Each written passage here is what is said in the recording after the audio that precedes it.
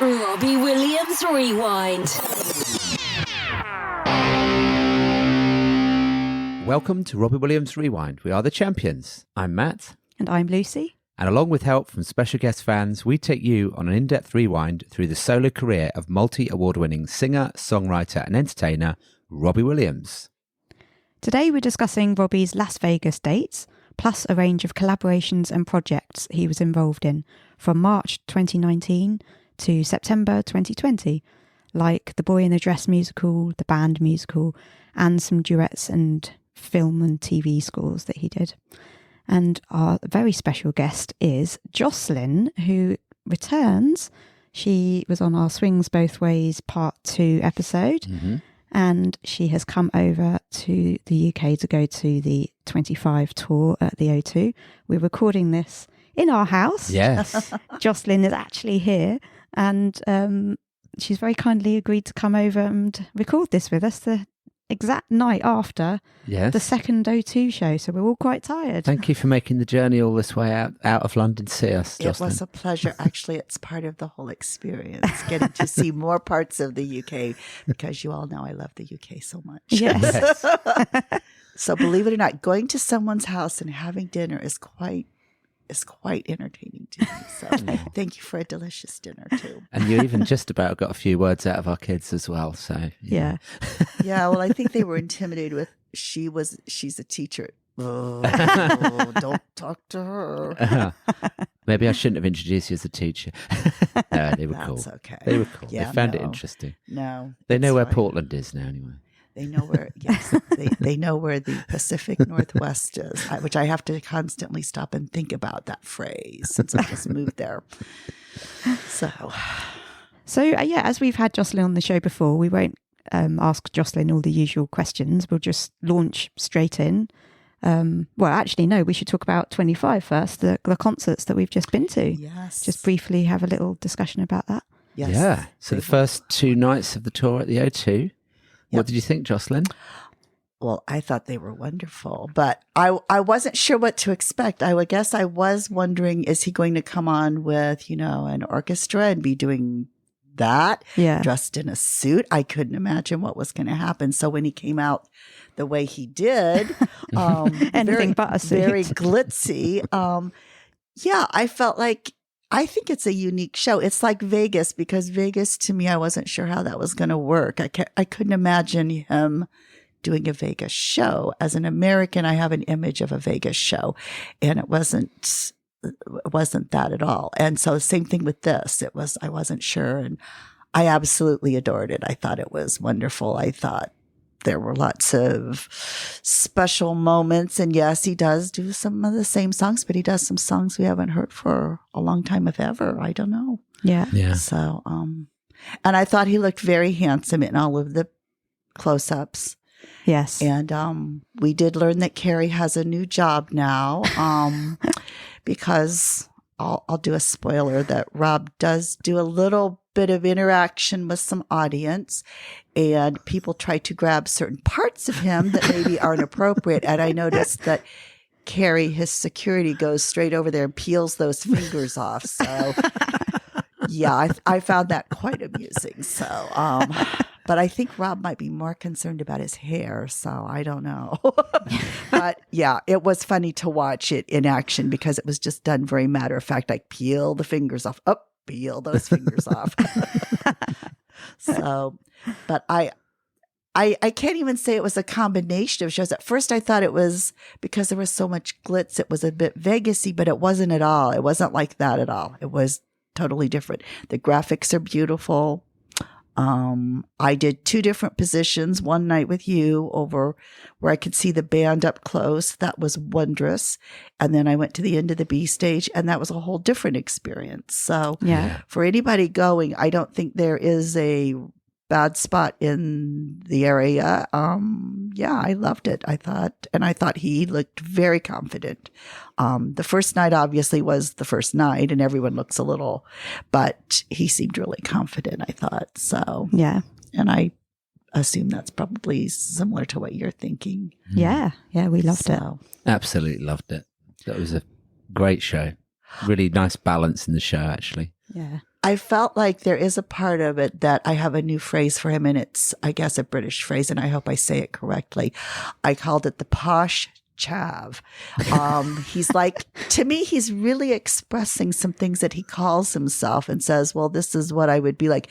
But he also recognizes he's a very posh person too. So I think you have to see it to see that blending. But then there's another persona he does that I'm not sure what that is yet. So maybe some other people will know what that is. But everything was wonderful. It's visually nice. Auditorily, it's nice. He dances a lot. And I thought it was great. Yeah, it was. It's got all the elements you need in a good show, isn't it? Yeah. And very therapeutic for him going through his life. Right. Didn't he refer to it as therapy at one point? Yeah. I think he enjoys telling the story. Yeah. Yeah. Yes. You can tell. So I'm very happy I got to see those two shows. Yeah. And it was nice queuing with you and it was lovely being having some fun with you at the O2. Yeah. We even got to do a little, the hands in the air for Lufthansa. And, yes. That was fun as well. So, yeah, there's nothing not to like in there. Exactly. Cool. So should we go on to talk about Las Vegas? Yeah. Let's get into Vegas. So yeah, for once I thought we'd start with actually the live dates and rather than the songs on this one, because, Vegas is kind of the main thing in this episode. Yeah. Mm. So in 2007, Rick Gray, General Manager of Entertainment Operations at the Wynn Hotel in Las Vegas, was flying back from England on Virgin Atlantic when he came upon a video of Rob singing at the Albert Hall on the in-flight entertainment. He said he was blown away by this performer who just knocked me out. He initially tried to book Rob in 2007, but as we all know, Rob had unofficially retired then. Rick managed to secure Rob 12 years later. On the 10th of November 2018, it was announced that he would be performing in Vegas the following March. The first 6 dates sold out quickly, so a further 6 dates were added in the June, which was extended to an extra June date and 3 July shows, bringing the total to 16 shows. The Wynn Encore Theatre holds just 1,480 people. Rick explained, "We are fortunate to have a world-class intimate theatre with amenities typically associated with much larger venues. We take pride in offering our artists the same impeccable hospitality on which Wynn has built its reputation. This combination has allowed us to attract top-tier entertainers that are usually seen on bigger stages." The Encore Theatre was listed in the top 10 highest-grossing venues globally in 2019 for venues that are under a 5,000-seat capacity by Billboard magazine. The theatre sold 120,000 tickets, grossing over $16.2 million for 96 shows in 2019, which includes Rob's shows. Other acts included Lionel Richie, Diana Ross, Sarah McLachlan, Smokey Robinson, and Chris Isaac. Rob said at the press conference, "I am in my natural home. It's wonderful to be 45 and excited about a project. This is the place to be now. This is where vital entertainers come." He told Billboard's Pop Shop project, "I want people who have never seen me before to come to the show and be entertained and not be bored. I'm not going to bore people with songs that they may not know from my repertoire.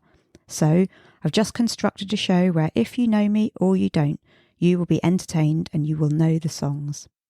The Las Vegas Review-Journal said, "We don't know him too well, but he can bring it. He's a natural performer and giddy to be performing his life's passion in a Vegas theatre." Rob had his usual band with him, although for some of the dates he was joined by Owen Parker instead of Guy. The national anthem of Robbie opened the show, followed by new track Live in Las Vegas and Let Me Entertain You. He also played Kids, Rock DJ and Angels, and an a cappella of She's the One, Millennium and Candy. There were 3 songs from Swing When You're Winning, Ain't That a Kick in the Head, Mr. Bojangles and Something Stupid. 2 songs from Swings Both Ways, Minnie the Moocher and Swings Both Ways, and the other songs were all covers: Radiohead's Creep, Land of a Thousand Dances, Shaggy's It Wasn't Me, Sweet Caroline, That's Life, Shake Sonora, Copacabana, and New York, New York. And he finished with My Way. So there we go. Yeah. Yeah. So Jocelyn was the perfect guest for this episode because do you want to tell everyone, Jocelyn? Well, there is a story behind it, but yes, I did go to all the shows, including the dress rehearsal. I forgot to mention the dress rehearsal. It was a bit of madness, but I will explain why I did that. But what you said at the beginning about the person hearing Rob and said, oh my gosh, he's wonderful. I think that's what Americans tend to do who haven't either grown up with him and are expats or something. I think some people know him from his swing music, but as we know, Americans typically don't know about Rob. But that is the reaction. I know that was my reaction the first time I ever heard him, because I heard, as I told you, the lyrics and songs, and I didn't even know what he looked like or anything about it. And then we saw that video on television of Nebworth, and I went, oh, that's that guy. And I think that's what people do. They kind of fall in love with that. But that certainly resonated when you said that. It was like, oh yeah, I know exactly how that feels. The reason I went to all the shows for years, Rob's talked about going to America. Yeah. And when he would talk about Vegas, to be fair, I kind of would crook my eyebrow. Americans' version, no, I can't speak for all Americans, but I can speak for myself and the ones that I know pretty well. Our version of Vegas was sort of this tacky, for lack of a better word. And if you went there, you were kind of like at the end of your career and all this stuff. And I could think, oh, I wanted him to be in America so much. But at the same time, I didn't know what the proper place was ever going to be for him, because it just never seemed to fit. So then we had this kind of ongoing joke where, when he would talk on chat or he would come online and he would mention America, I said, because he would say, well, are you going to go to the shows? Haha. And I was like, I'll go to every show you do in America, thinking he'd maybe go over and do 2 or 3 or 4 or something. Yeah, I didn't know I was going to do all of those. So I basically myself had a residency at the Wynn, and the Wynn is truly a magnificent place. You can have anything you want, and I found a way to manipulate it to mine. I'm not a gambler or a drinker. I don't get into the whole culture there, but I found it very interesting to watch, and it was perfect for him. So that sounds like I'm criticizing him. I'm not. Vegas was very different than I expected. It was not. There is a part of Vegas that's the Elvis impersonators and the drive-up chapels and all of that. The Wynn is not that. That's a very posh place where there are 2 Chanel stores within it. And it was absolutely perfect. In fact, that was the conversation he and I had at the very end. I saw him for the very last show. I did one of the meet and greets, which really for me was just a chat. And I said, this place is crazy. And he said, yeah, and it suits me perfectly, doesn't it? And I said, yes, it does. It really does. He and Guy both asked, did you really? Well, Guy told me I was crazy for coming to all the shows. He just shook his head and said, you're crazy. And I said, well, I have to spend my pension money somewhere. And then Rob at the very end did say, did you really come to all the shows? I said, yes, I did.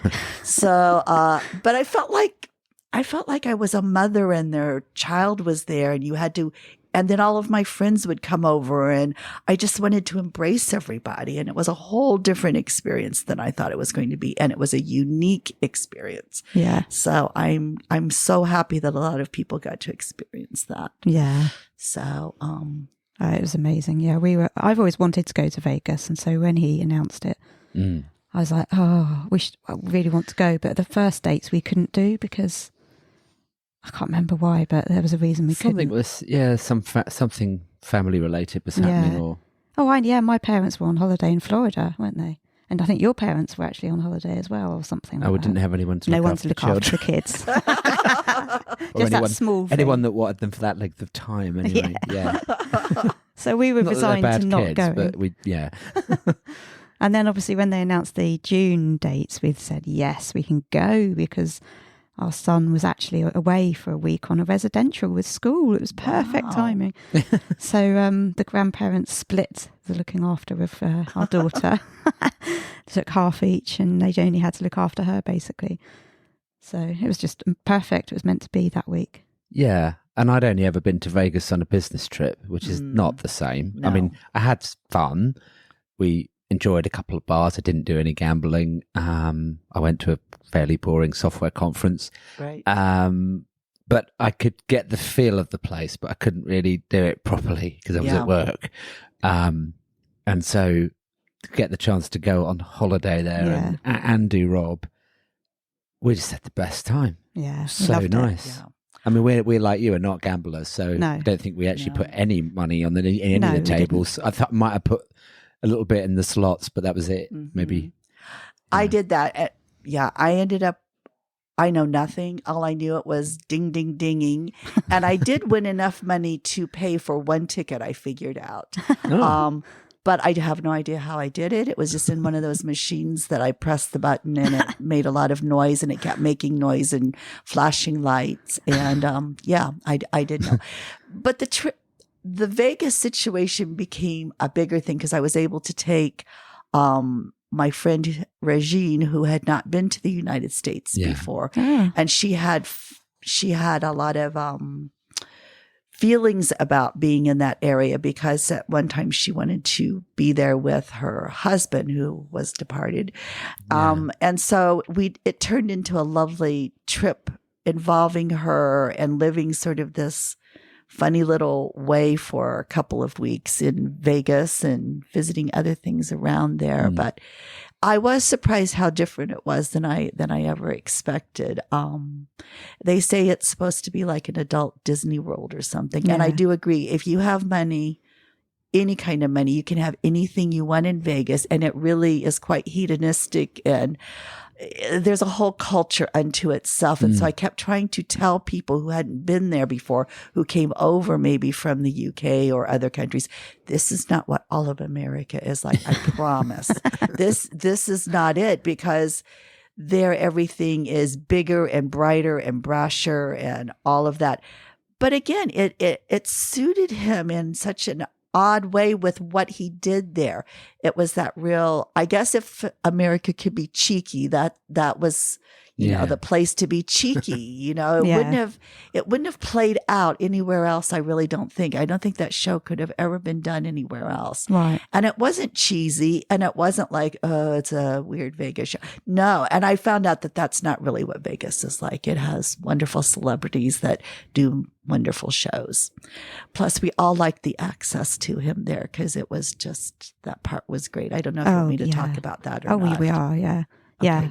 I mean, the fact that you could actually buy a photo opportunity ticket was another reason for bothering to go as well. It was, yeah.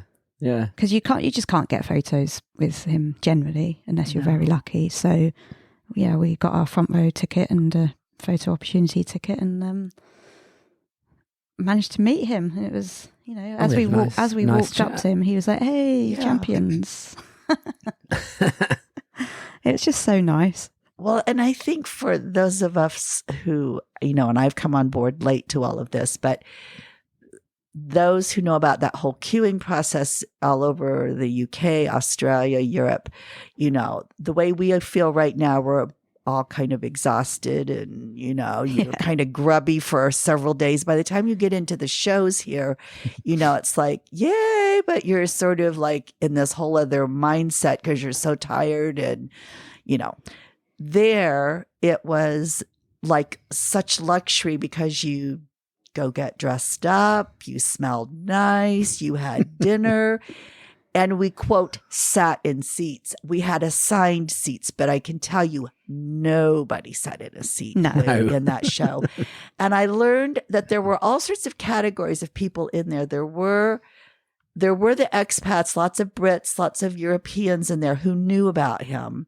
Then there were those who kind of randomly said, well, we've heard about this guy. Let's go see what this is. It's a Vegas show. It sounds good. Who fell in love with him. There were some Americans who were big fans, but they never travel to see him. That was their first time to see him physically.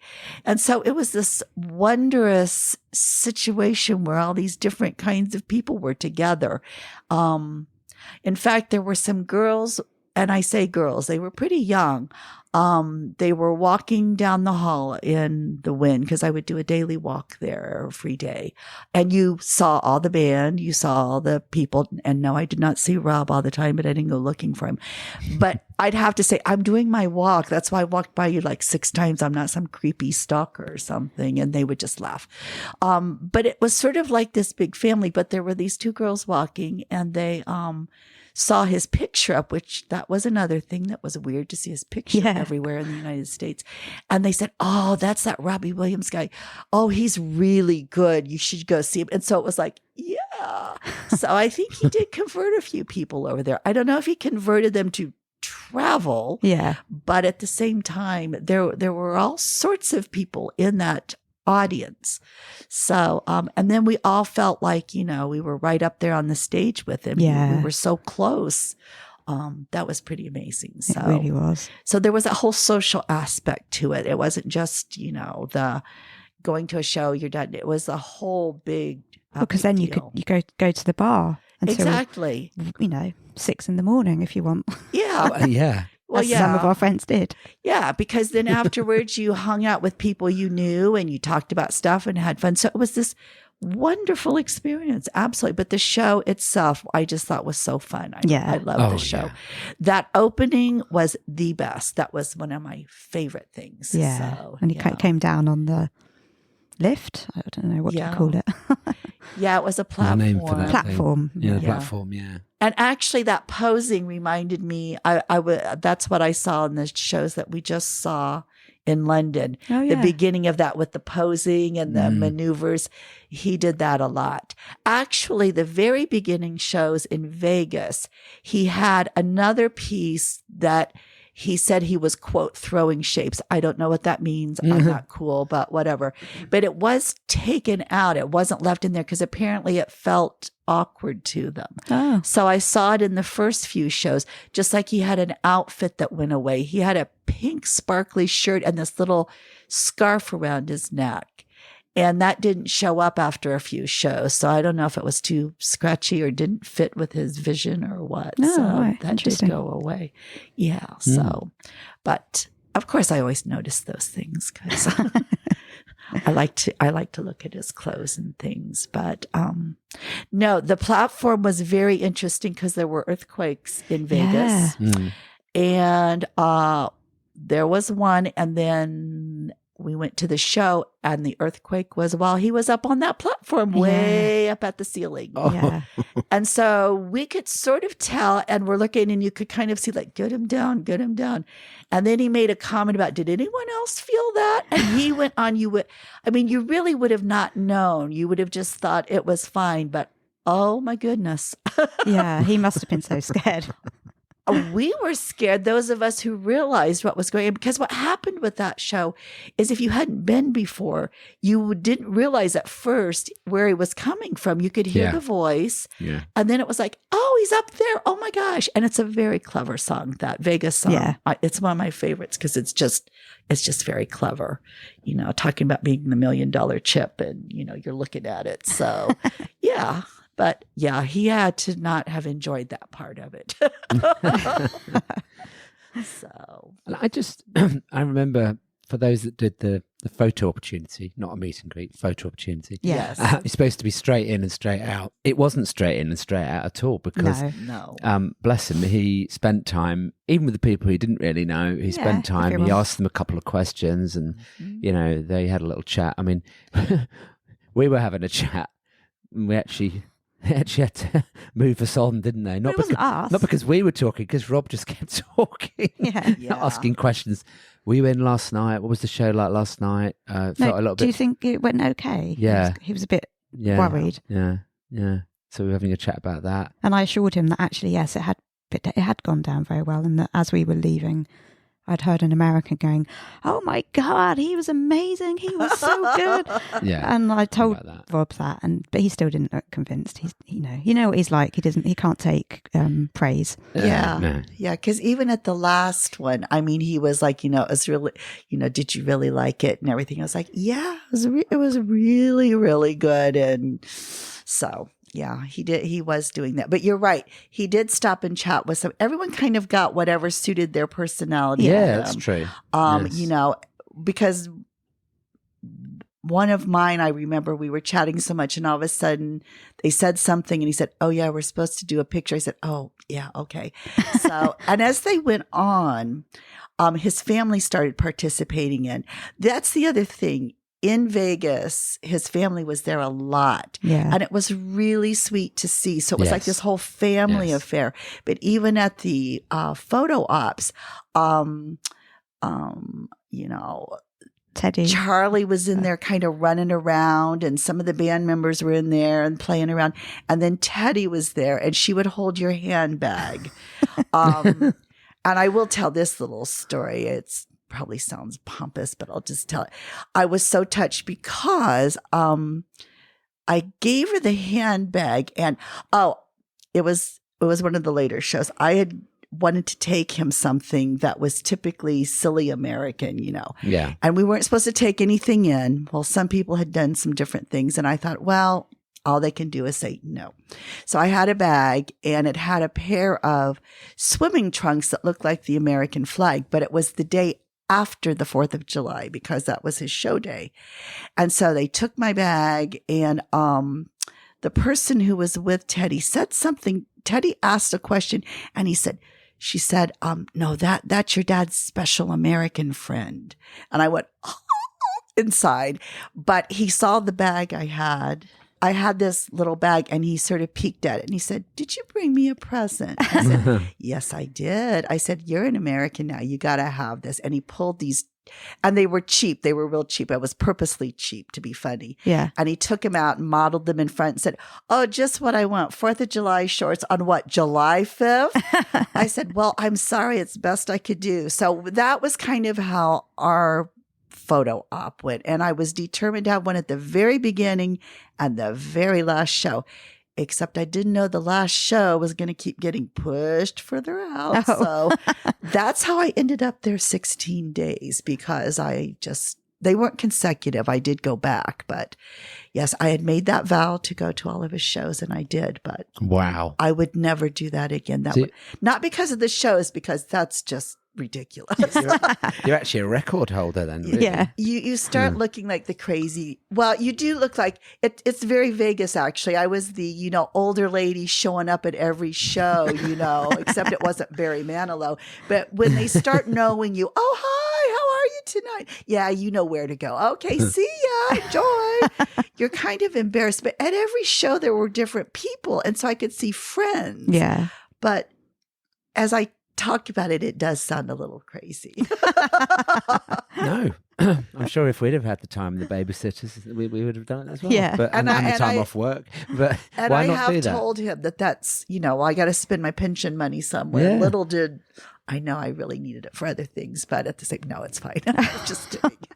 But a lot of what you've said does resonate because when we went, it did feel very calm and nice being in that hotel. It was such a beautiful hotel. Yeah. And then you'd see a band member just wandering by or getting their dinner in the restaurant. Obviously, you saw way more of that than to Gary Nuttall in the restaurant, didn't Yeah. I? saw I Gary. forgot about that. And then he saw you from the stage and did the He did like a pretended to hold up a pretending knife to and eat. fork and said, "I Yeah. saw you down there." And then I remember, was it our second show when we were sat in the front row? Yeah. So we were sat in the front row, right in the middle. That was really nice. And then just before it started, there was this kerfuffle going on at the end. And of course, that was the way that Ida and her mum were coming in. And so we sort of stood up. I stood up without sort of seeing who it was. And then literally Ida was like in my face. And I was like, "Oh, hi, Ida." She went, "Oh, hi." And she recognised us. We had spoken to her on Instagram a month before or something. And she just gave us a hug. I think I hugged Glenn as well. I had some of her lipstick on my cheek. They were just lovely. It was so nice. Yeah, but she was with Beatrice, is it? Or Eugenie, the royal, which one? Oh, I can't yeah. remember which one it was. And I Yeah. remember none of us recognized her No. because for those of you who don't know, I also love the Royals. But she had on a skirt and a T-shirt and she was so out of character. Yes. And then when people told us afterwards, it was like, that's who that was. Because I kept looking at it going, I know who that person Well, is. I didn't Who even is look that at her. Did she shuffle by us as She well? walked then? straight right next Across to the us. front row. Yeah, but we Yeah. didn't even She notice was- her. Because there was hardly any room there, so they literally were like pressed up against Yeah, you as they yeah. were getting through. Oh.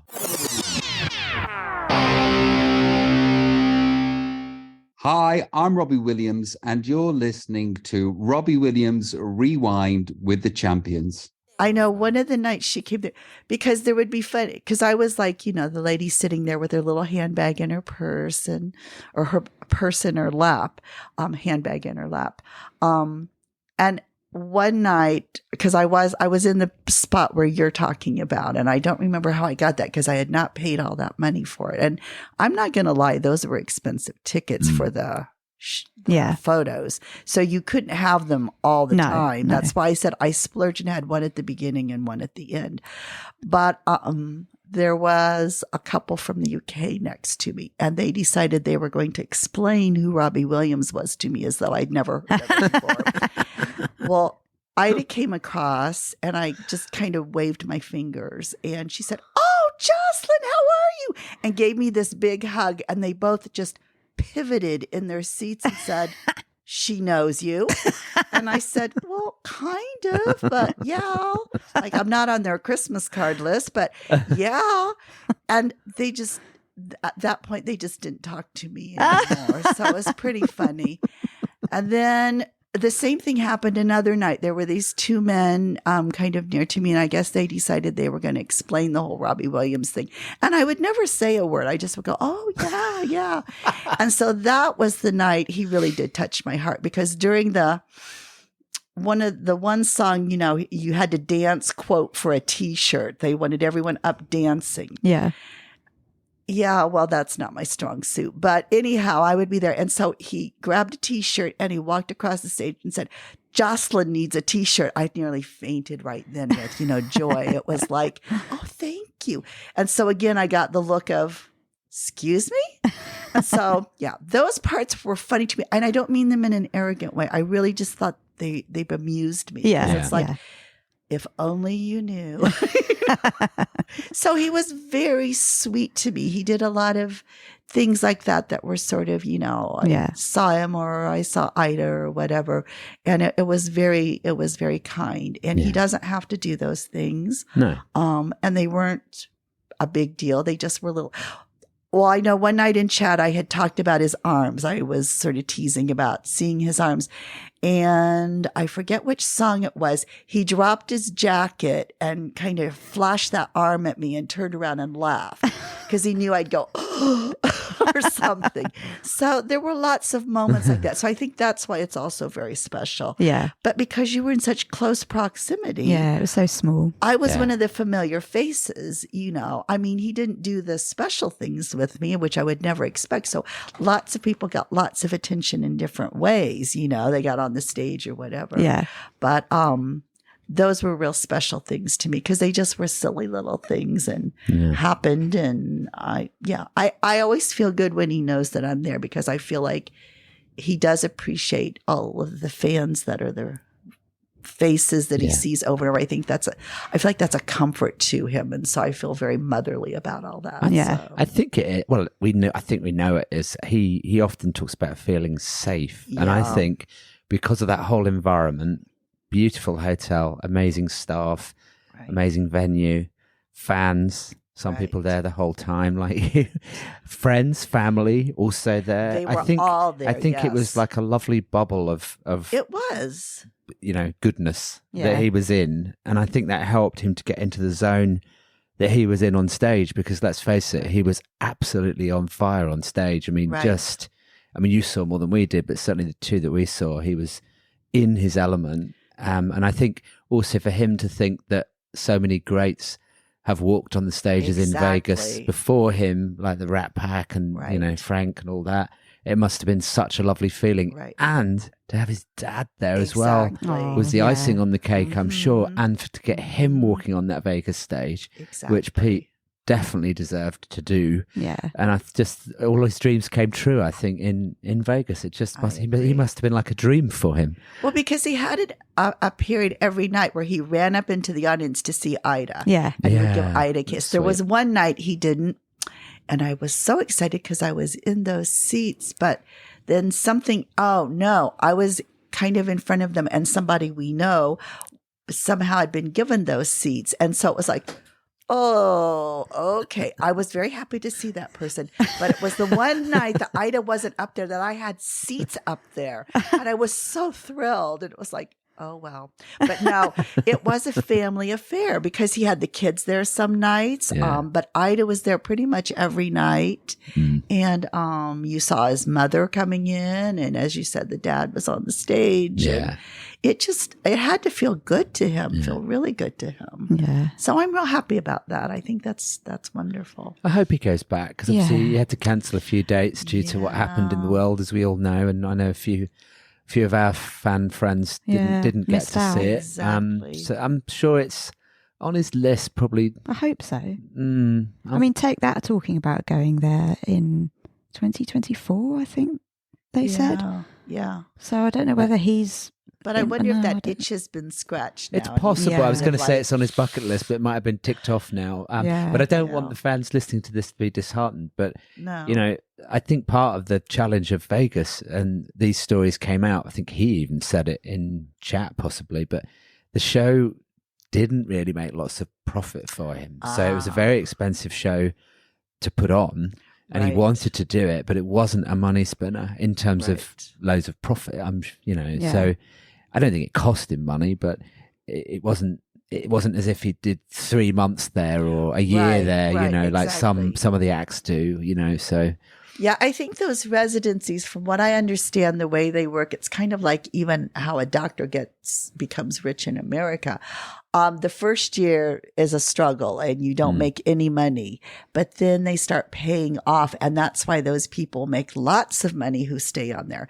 His got, though, pushed out because he had the second one, as you said, ready to go. That one would have probably started really bringing in the money. But then, so if he does go back, he has to almost start all over again with building that first year or that first residency and then moving into the next one. Yeah. That's what I understand about it. Don't quote me. And if you know better about that, then I'm sorry. We I've might just see him given- back there again. But he's got so many projects he's working on now. Yeah. Who knows when?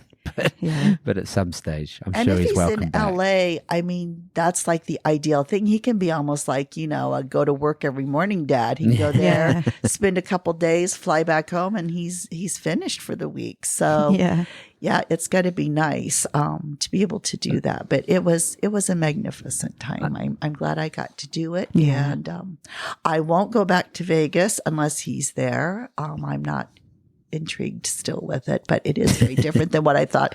And for lots of people, you should go to Vegas if you want to, but it's just not my thing. So, And I know we're not talking about all the songs from the Vegas show, but I was particularly happy that Radiohead's Creep got into the show. yes, I So I really enjoyed Oh, that. yeah. Love Radiohead. Love it when he sings it. Brilliant. Yeah. And swings both ways.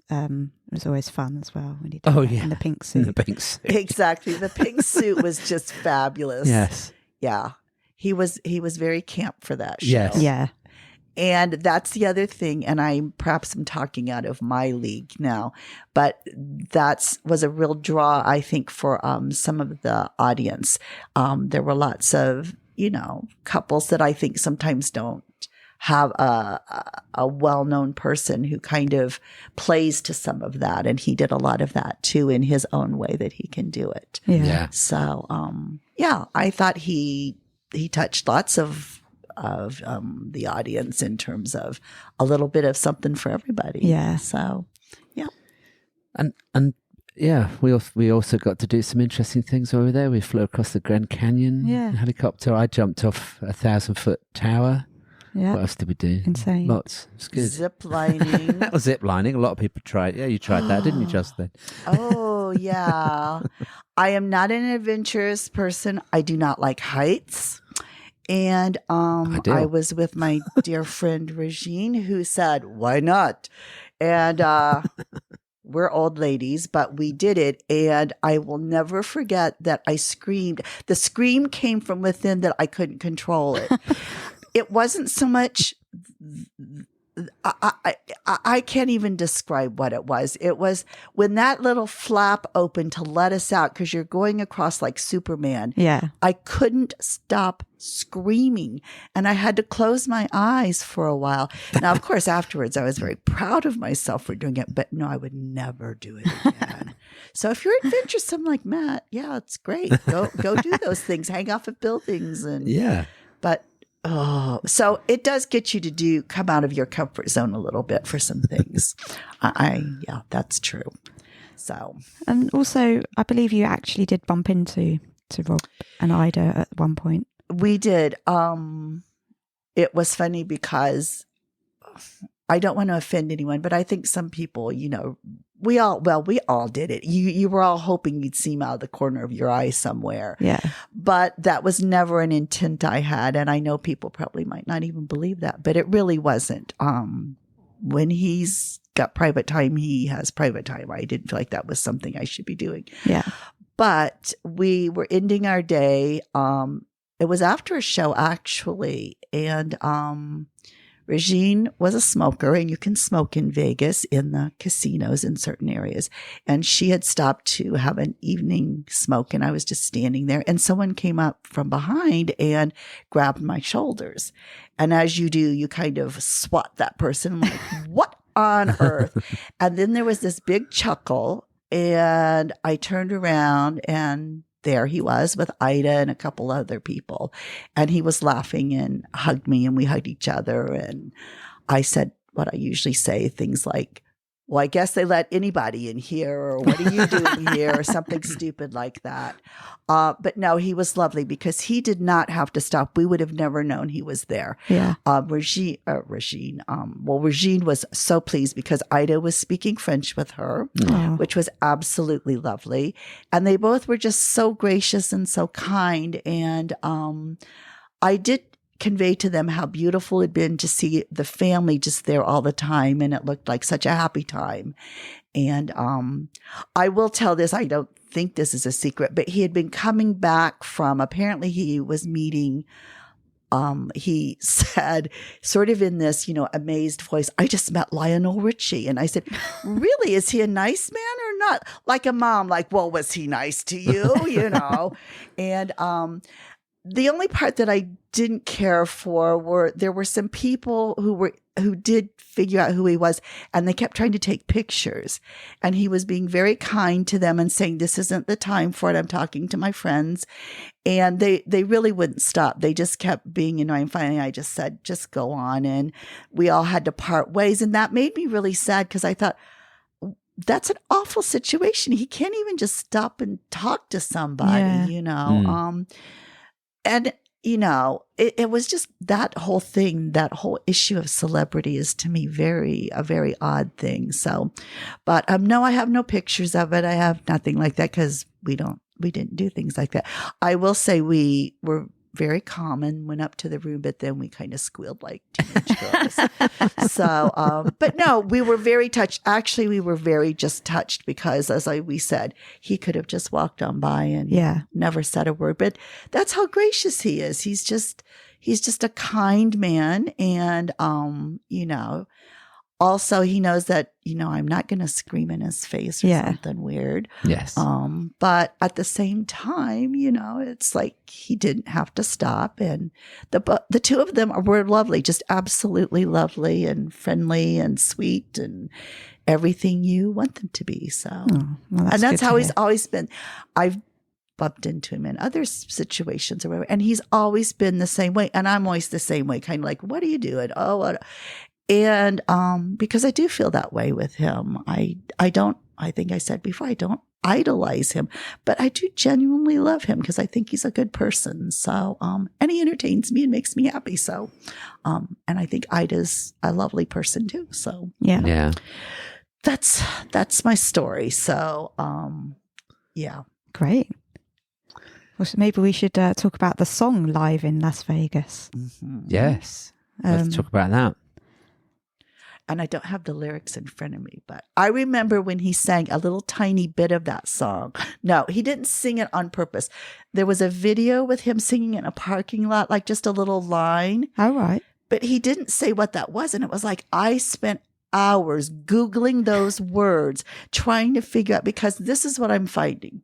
There are a lot of songs I don't know about with Robbie Williams. Yeah. You guys often, and I've also figured out part of it is we're not allowed to hear them in the United States, because a lot of times, well, like when the hurdle comes on, Yeah. it won't play it for me. And if I can get through to figure out what it is, it's like, it was what? I've never heard that song before. Oh. So I'm not a very good Robbie fan, I guess, because I don't know all the obscure songs. So I thought that was another one of those. Yeah. But no, come to find out, that's why he wouldn't say what it was when, every time I think I would type in, what is that song? It was the Vegas song. Oh. I thought that Vegas song was perfect. It was. Absolutely. Great way to open the show. Unfortunately, I couldn't find confirmation of who wrote it anywhere because, it hasn't ever been published. No. I thought he said It's with Jimmy Carr. I know that much. Okay. He's Yes. the British comedian Yes, that he's yes. friends with. And I'm presuming it's with Guy. Yeah, I sort of remember that being discussed, but you're right. I do remember Alan or Jimmy. Jimmy, not Alan. Not Alan Carr. Jimmy. Yeah. That would be an Alan interesting might have been song. involved, never know. Oh my goodness. But yeah, I remember that, but it's kind of vague in my brain. But I do remember that now that you say that. Yeah. Yeah, so apologies to anyone who might have helped him write it Yeah. who we haven't mentioned, but that's our assumption Yeah. for legal purposes. But we do know that it was Jimmy. Yeah. Yeah. But yeah, it's just great, isn't it? It's a great upbeat way to start the show. It is. And it gets in your head really quickly, even if you've never heard it before. Right. It something about the melody, it does just go into your head and it's just perfect. It's extremely Vegas. Yeah. It just works. Yeah. I mean, it's a lovely way to open the show. It Funky is. horns and drum beat and piano all going for it as he's lowered down. And I picked out some lines. Strippers keep on stripping, paying for tuition, Yep. and they bang like dynamite. That was the line I first heard when I was trying to research it. Now that got some interesting responses, but none of them fit that. So yeah, but no, I love it. Yeah. Because I'm absolutely. live in Las Vegas, turn the Sunday into Saturday night. I like that line as well.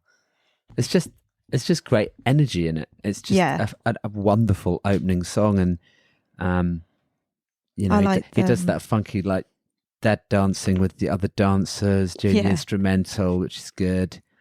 Yeah, and then he jumps up onto those massive red dice, which the dancers pull around. Yeah.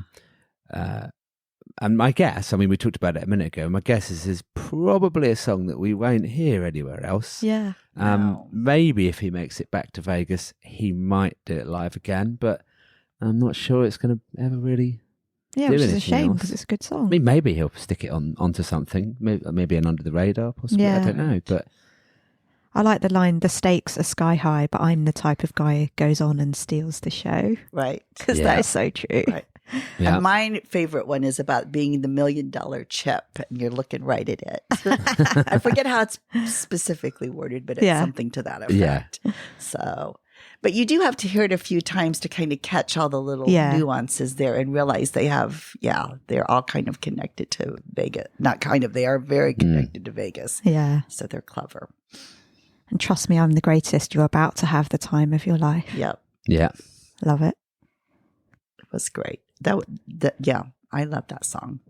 He also had that microphone stick that, he always has the cane or It's stick. a Right. pointy stick. Yeah. It was lit up and changing colours and Yes. stuff. That was cool. Well, I think I do remember that was a sore spot for them. The first couple of shows, those things didn't light up properly because on one of the other songs, he had the round, old-fashioned looking microphone that lit up. Yeah.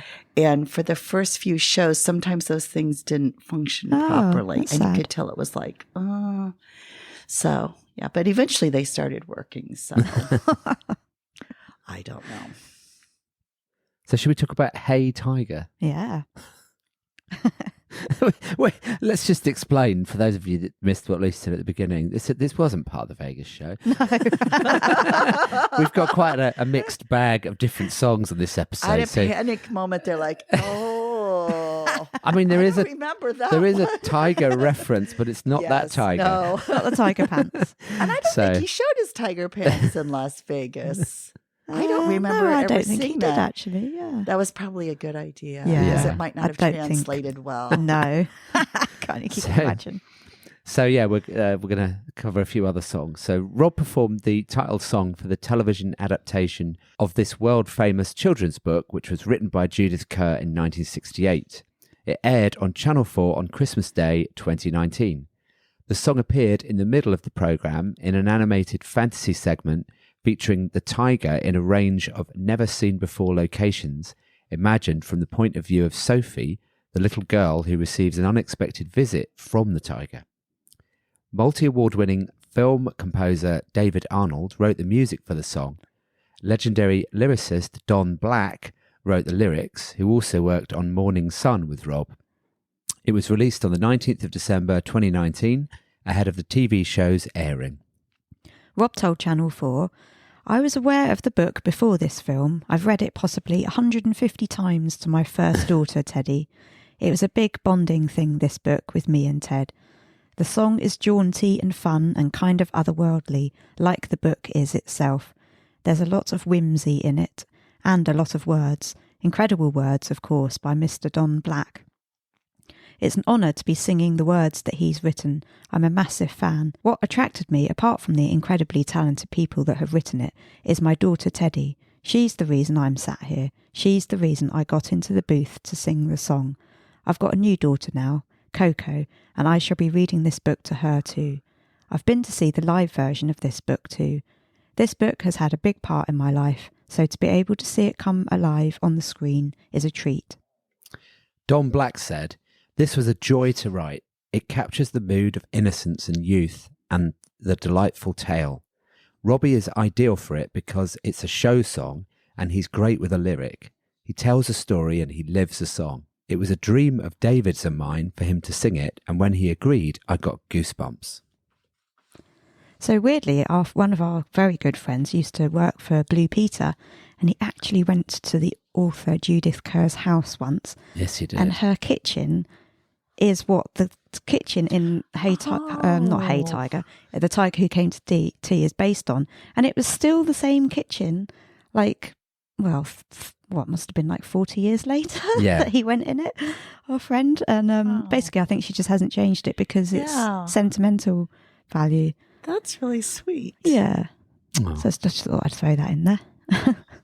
And that's the very friend that helped us to start the podcast. So thank you to that Well, he encouraged us lovely to do it, friend. yeah. Yes. Aw, nice story. But yeah, I think Robbie was perfect choice for this song. You know, he's so good at the swing stuff and, you know, great at the comedy kind of swing as well. So yeah, Right. absolutely perfect. Yeah, and I really he's- love listening to it. Even though it's like for a children's TV show, it's fun. I like it. Well, he's very dramatic. I mean, that's still always a part of his whole repertoire is to be so dramatic. So he does suit those kinds of things very well because he can put all of the, you know, not just sing the words, but really get into it. Yeah. Yeah. You can even imagine him doing those things in person with the movements and all of that. So, yeah. And it meant a lot to him doing this, obviously. Yeah. Yeah. You know, I remember reading the book to our kids as well. Yeah. And they both really loved it, didn't they? There's something about Yeah. it that just... Yeah, it's they weird, just isn't always want to hear it. Yeah, there's something clever in that book, obviously. it? Yeah. Um, So it's nice that it was made into a TV show, isn't it? yeah. And as Robbie says, you know, it's a very whimsical song. It's fun. I love the opening line, "Hey there, Tiger, glad you called. Come on in. There's lots of biscuits in the biscuit tin." Just really like that. Just sounds good, doesn't it? Biscuits in the biscuit tin. And then there's another fun line. "Be more like a tiger than a rabbit. You can make a spirit soar by simply opening the door. Let's face it, that's what doors are for." That lyric by Don Black is brilliant. I just think that's so funny. Yeah. Ah. I do remember when it came out, actually looking at Twitter or something and seeing some comments from some parents saying, well, my child was enjoying it until Robbie Williams came on. And I just thought, well, as if your child even knows who Robbie Williams is and is going to have any prejudice against him. Exactly. Just for singing a song. Exactly, yeah. So weird. Some people are so weird. Yeah, that's still the part about Robbie Williams that I really, truly do not grasp. How bitter some people can be. Some of the tweets I see, it's almost as if there's no open-minded to it. It reminds me of a child who immediately says, I don't like that, and they've never tasted it before. Yeah. Or maybe they had it burnt or something. I don't know. And, my husband came on board with Robbie Williams in terms of enjoying him. And I remember telling him that there's a whole cadre. And he said, his famous line was, well, who wouldn't like Robbie Williams? Aww. And that's kind of our opinion about it. So sometimes I'm glad maybe I don't, have that experience because that's something I feel the same way. Who wouldn't like him? Yeah. So, that's weird. Just say no because he was on it. And you triggered my brain. The whole Tiger situation with him. I realized that appeared, but why a tiger? And I wonder if it's even connected to this, that a tiger's his favorite animal or something, or I don't know. Connected to Actually, this book? that's true. We don't really know the origin of that, because he just wore do the we? tiger pants, but why was there a tiger on his And so pants? now that's associated with him. Yeah. I even had a tiger sequin shirt for Vegas. That's how far I went for Vegas. Regina and I had them together. We had twin shirts. It was just too tacky for words, but he liked it. So I don't know. Yeah. So that sort of triggered that when you said that he talked about liking that book and enjoying it, and then reading it to Teddy. Yeah, maybe we need to find that out. Yeah, we will. Look at that. So the next I have time to ask him. Rob has something where We'll he ask wants to him. know questions you have, everyone will jump to that. So where did the tiger come Yeah, from? I'm sure some people have theories, but I'm pretty sure it's never really properly I can't think it's come ever out. been. We'll have to ask him. If that app were still on, I'd be on there right now typing like, hey. I also wonder whether the kids get him to sing that song as well as read the book to them. Yeah. I wonder whether maybe they did. I don't know now. I was wondering about whether they put that TV show on for them and then they get all happy when their dad's in it. And do they know it's their dad? Yeah, they must do, surely. Yeah, I think they do because I think they're starting to recognize that. Yeah. I guess. I don't know. So let's move on to The Big Goodbye. Rob appeared on a duet on Ronan Keating's album 2020, which came out on the 24th of July that year. Rob actually wrote the song with his friend Martin Page, who we talked about on our In and Out of Consciousness episode, as he wrote The Long Walk Home, which Rob covered. Martin spoke about writing The Big Goodbye on episode 31 of his podcast Radio Owl's Nest. 1 hour, 3 minutes into the episode, if you'd like to check it out yourself. Yes.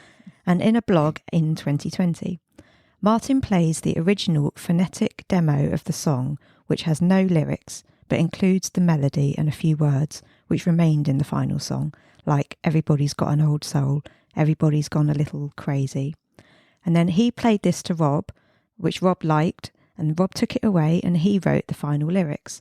Martin then plays Rob's demo on his podcast, with Rob singing his own lyrics that he's written. And those are the ones that we now hear on Ronan's version.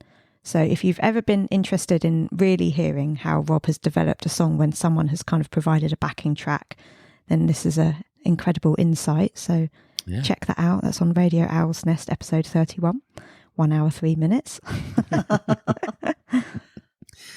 Martin Page said, I remember taking a rough home demo track up to Robbie's house in LA. We'd become friends playing football at his LA house. Robbie had found out about my songwriting history, and by hook or by crook, we'd become close. This track that I took up to him had balls, fire, but also emotion. When Rob asked me to write with him, I prepared a lot of ideas, as was my way.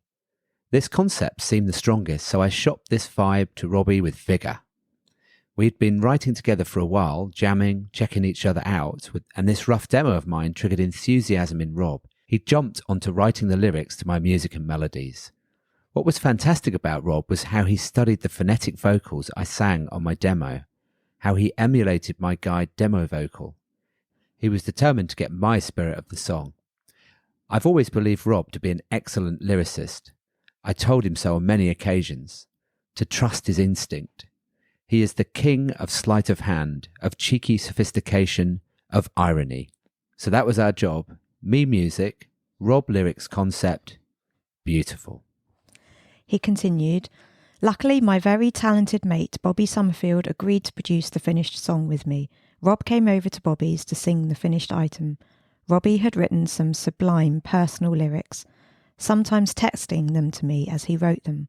When he sang them at Bobby's, I knew something special was going on. A few years on, Ronan Keating discovers the song via Rob. Rob's lyrics had come home, and Ronan records the song as a duet with Rob on his 2020 solo album. Rob's words for the late Boyzone member, Stephen Gately, are finally allowed to breathe. Stephen died in 2009 at the age of 33 from an undiagnosed heart condition. Rob wrote the song after Stephen died. He happened to see Boyzone on the TV around the 10th anniversary of Stephen's passing. Ronan told Sunday Brunch, I got an email from Rob saying, I've seen you boys on the telly, and I forgot that I wrote this song 10 years ago about Steo, and I put it away. I'm standing in the kitchen with tears coming down my face listening to the song. That song is on the album, and it's amazing. I find it hard even to listen to it. It's a very special song. The finished version features mainly Ronan, with Rob singing in the bridge. It was produced by Stephen Lipson. The album reached number 2 in the UK. But you really must check out Rob's demo on Martin's SoundCloud. It's stunning. And we'll share the link on our website. And when Lucy says you really must, you really must. Yeah. Because most people probably never heard it, or might have never heard Robbie singing it. And yeah. So, yeah, thanks to Martin for sharing that with us. Matt, what did you think of The Big Goodbye? I love it. I think it's got a really 80s feel and start and vibe to it. It's kind of feels like a very beautiful Sunday afternoon song to me. That's what I wrote. I like Rob's part, so in the Ronan Keating 2020 album version. Yeah. But there's something weird on the production. His voice sounds as though it's been compressed or something. It just sounds a bit dull. I don't know what they've done to it. Yeah. Doesn't sound like our normal Rob. Yeah, I thought that as well. Yeah. Sounds kind of weird. I mean, he sounds good, but they've tweaked the tone or something to it. It's a bit... I'm not an audio engineer, so I don't know what it is, but he doesn't sound right, does he? No, he doesn't, no. So I prefer it to be a little bit more raw and rich. Still works, but could be more powerful. Yeah, I mean, Rob's bit, please don't follow me. I'll wait for you. Everybody knows there's a ghost in my machine. I've been standing round yelling, cut the feed.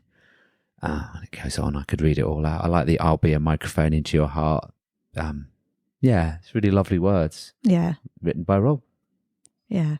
I mean, problem for me is that once you've heard Robbie's demo, you can't get past how great that sounds in comparison to Ronan's. If you listen to Ronan's first, because that's the first time I heard the song, oh yeah, that's nice. Yeah. Oh yeah, Rob sounds a bit weird, but it's a nice song. And then you hear Robbie's demo with his voice on it, and it just doesn't compare for me. I love Ronan. I actually have seen him live. I've met him. Singer. He's great, but I just love Rob's voice. Yeah, I think there's a lot more emotional sound with Rob and those lyrics. I mean, there are so many lyrics in there that you could just pull out and quote them. There's one about a rash and, but they're just like very clever, which is what I really like about his music. But you're right. The one with Ronan just sort of all sounds the same, where Rob's is in and out and, strong and powerful and evocative. So, yeah, I like that. I wish it were on an album somewhere because I'd like to hear it more. Yeah. So it's a heartwarming, beautiful song about something very sad. Steo dying is very sad, and God, it's just heartbreaking when he died. And I never forget how Boyzone stayed in the church with his coffin overnight before the service because they knew that he didn't like to be alone. It's just so sad. And Wow. God, so yeah, it's a beautiful song. The line that gets to me is which one is it? Just the tunnel of light, a band of angels that you seek when you're alive. Oh, look away, something I had to do. Please don't follow me. I'll wait for you. Right. Oh, Really moving there. No, I think it's a beautiful song. Absolutely beautiful. And what a lovely thing for Rob to do. I mean, obviously, a number of years have passed, 10 years. And he told the boys that he'd written that song. Yeah. Or Ronan. I told Ronan, and then Ronan, I guess he felt it appropriate for Ronan to have it. Yeah. Because Wow. I assume, I'm making this up myself, but I assume Rob felt as though it wasn't his, even though he was the writer of it. Yeah. Right. It wasn't his to sing. And what a lovely thing to do, to give it to Ronan. Yeah. And also, we are still hoping to speak to Martin Page at some point. I know we did say we were going to interview him when we did the In and Out of Consciousness. He's been very busy writing his own album, and recording his own album, but and doing his own podcast. I know he's keen. He still says he wants to speak to us. It's just fitting it in the diary. That's the thing. Yeah. So we can hear a few stories about when he used to play football with Robbie. Yeah. No, Maybe you could do a double dipping where you both share a podcast. Yeah. So, Well, he can play it and you can play it. And, we'd be quite happy to be on Radio Owl's Nest. That's true. just to give his podcast a plug. Yeah. Yeah. But no, it's a beautiful song. Yeah. And again, I just wonder how many of those are out there. And, Yeah. Wow. It's like an artist doing all the little sketches and paintings and passing them out. And, you see them. Well, yeah, Picasso did this for me on a napkin because he knew my uncle. And, so Rob does that with his songs, I guess. He probably does it with his artwork too, but definitely his music.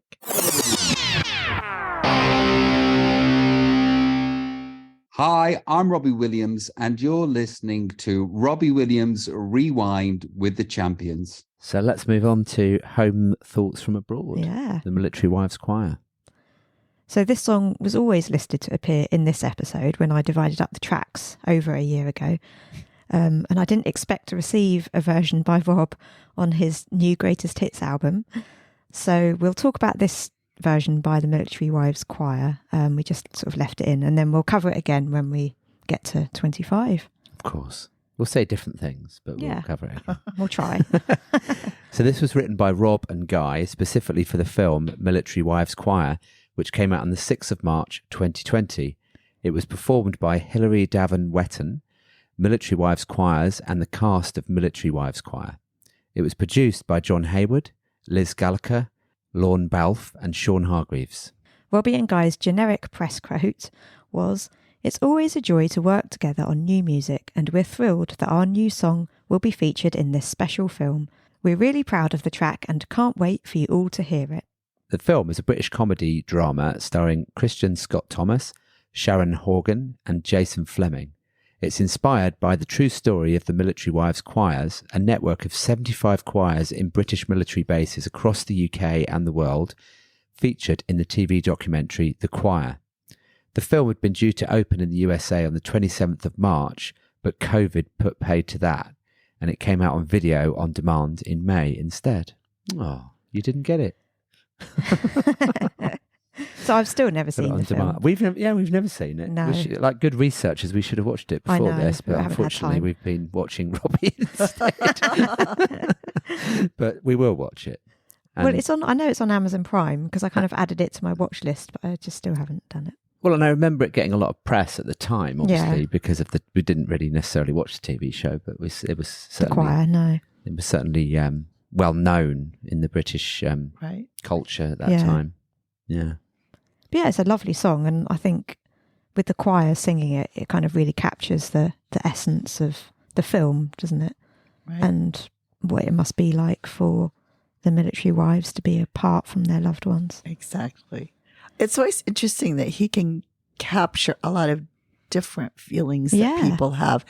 Even it's sort of it's not exactly the same, but I remember when I was first learning about Robbie, and one of the things that intrigued me, he was talking to one of your radio announcers, and he knew about all of these, well, I guess we call it junk food, but he knew all about the prices of these Pringles and the flavors of these different things. And I went, he like knows these just normal everyday things. And he always, even when he talks to people, he can always get right to what they kind of are. Well, when he was doing all of the things online and he would talk to people, he would immediately get right into, oh, so you're a this and you must have to do this. And he always can connect that. And same thing with that, right? You would think, what would he be able to write about that? But he did. Yeah. It's beautiful. Yeah. So he has a real knack for that. Yeah. Yeah, it's a really beautiful song indeed. Yeah. And we listened to it a lot on the run up to the podcast, and it just sort of brought it home for me how challenging it must be for people that have loved ones stationed abroad for months and months and months at a time. And the song really captures the essence of that. And I wrote down some of the lyrics. I know you can't say how you're really feeling. What goes unsaid is what I'm feeling too. There's just such really sweet lyrics in it. You always knew how to keep the world laughing till we laugh again, these home thoughts from abroad. And the choir sound amazing with the orchestra. It's really beautiful. Makes it very emotional with the arrangement as well. So it's great. Yeah. I like, I know if it's shining on me, then it shines on you. These simple things help me get through. About the moon. And weirdly, I know we're not talking about Rob's version, but when I had listened to Rob's version now, I kind of almost missed the choir. Oh, yeah. Yeah. And I wonder how much input he had from, like, did he get notes from people saying, this is what happens with us sometimes? Like, are you seeing the same moon I'm seeing and that helps me? Or did he just intuitively know those things? So I'd be curious to know how that process worked. Yeah. I wonder whether he met with some of the choirs and actually talked to them. It sounds firsthand, doesn't it? Almost. Exactly. Yeah. But he does always seem to be able to do that. So it would be curious to know. Now I have a lot more questions. There's another one for it. Yeah. So shall we move on? Yeah, let's move on. Yeah. You covered all your notes for that one? So let's move on to Stop Crying Your Heart Out, Radio 2 All-Stars. So written by Noel Gallagher and originally released by Oasis in 2002 as the second single from their Heathen Chemistry album. With Liam on vocals, it reached number 2 in the UK and went platinum. Leona Lewis also covered it in 2009. This charity song came out on the 13th of November 2020 for BBC's Children in Need. It was put together by the heads of music at BBC Radio 2 and produced by Mark Taylor and Brian Rawling. It featured vocals from Bryan Adams, Cher, Clean Bandit, Ella Eyre, Kylie, Lenny Kravitz, Mel C, Nile Rodgers, Paloma Faith and more. The backing track was performed by the BBC Concert Orchestra. Everyone recorded their vocals and video contributions from their own house due to COVID restrictions. The video was directed by Phil Deacon. So I kind of feel like you really need to watch the video with this song, because then you get all the little clips from everyone and you can see who's singing each line.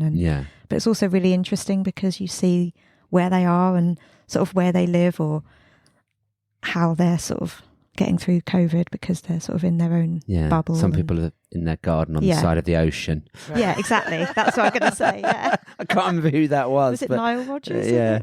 Someone was in a rather nice garden. Yeah. Yeah.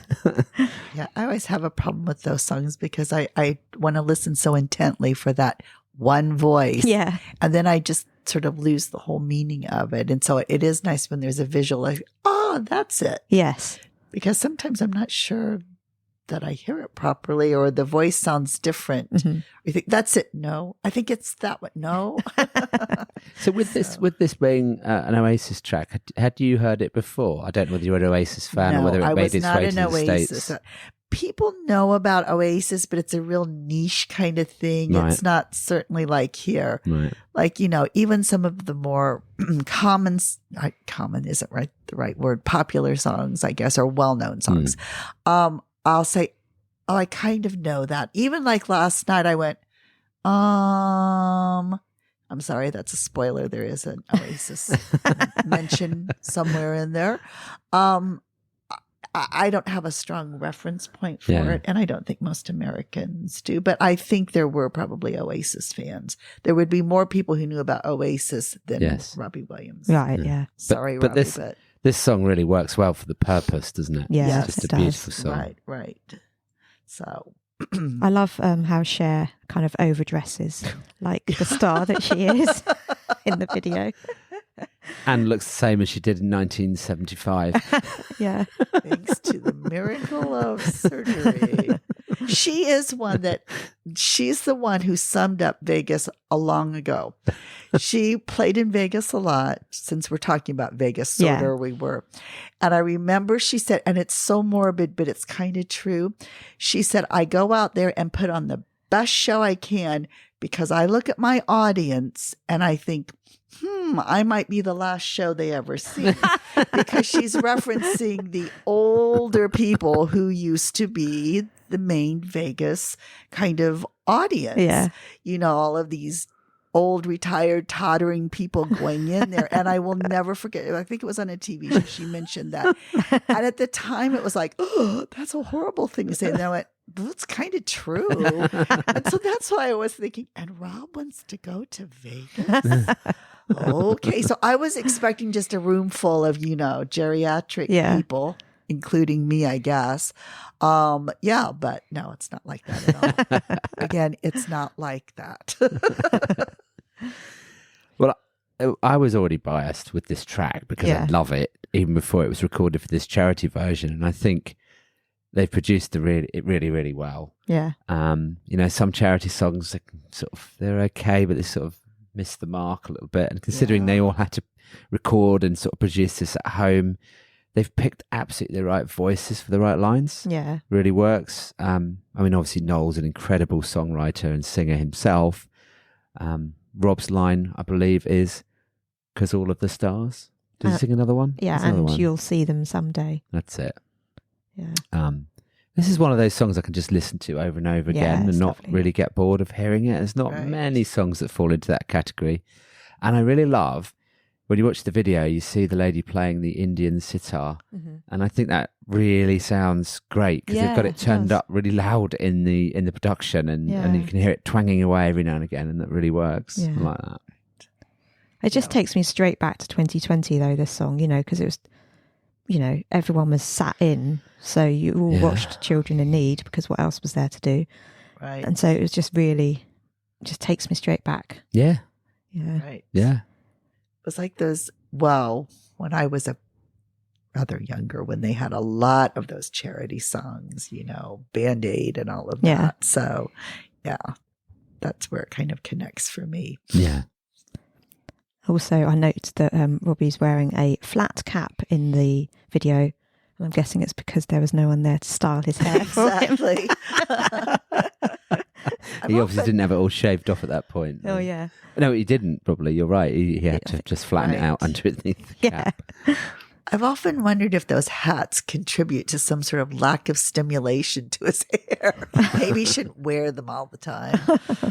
No, I have no idea. That was a terrible There's comment. no cure for baldness. I've realised that. I was told by my hairdresser many years ago that if I kept having a shaved head when I was a teenager, that would encourage growth later on. Myth. No.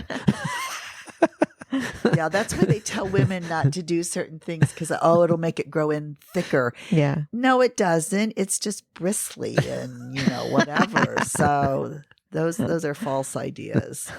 But I also liked in that video that Robbie and Kylie were next to each other in the boxes when they all went sort of into little boxes on the screen. Yeah. I always like to see them together. Yeah. So shall we talk about Strange Days with the Struts? Yeah. So this was written by the 4 members of the Struts, Adam Slack, Gethin Davies, Jed Elliott and Luke Spiller, plus their producer, John Levine. Strange Days was released on the 2nd of September 2020. Their third album, also named Strange Days, reached 11 in the UK. It featured collaborations with Rage Against the Machine's Tom Morello and Def Leppard's Joe Elliott and Phil Collen. The Struts are a 4-piece glam rock band from Derby, UK. They were signed in 2012 and have supported the Rolling Stones, Foo Fighters, Guns N' Roses and The Who. They relocated to LA in 2015 and do fairly well on the US rock chart. Lead singer Luke explained, I was doing quarantine radio, their lockdown live stream, and Robbie hit me up out of the blue asking if we could talk. We ended up FaceTiming for about 2 hours, the first time we'd ever spoken, talking about life and music and UFOs and everything else you can think of. I asked if he'd like to work together at some point, and while we were making the album, he graciously let us come over and record him singing on his front porch. The song premiered on Steve Wright's BBC Radio 2 show, with Rob and Luke both calling into the show. Rob said he felt blessed to record with them. We did a vocal for a wonderful song that has been gifted my way.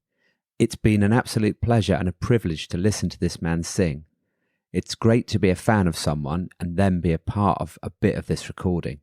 I was just lying on the ground listening to him sing, and it's just like having a hero here, and I genuinely mean that.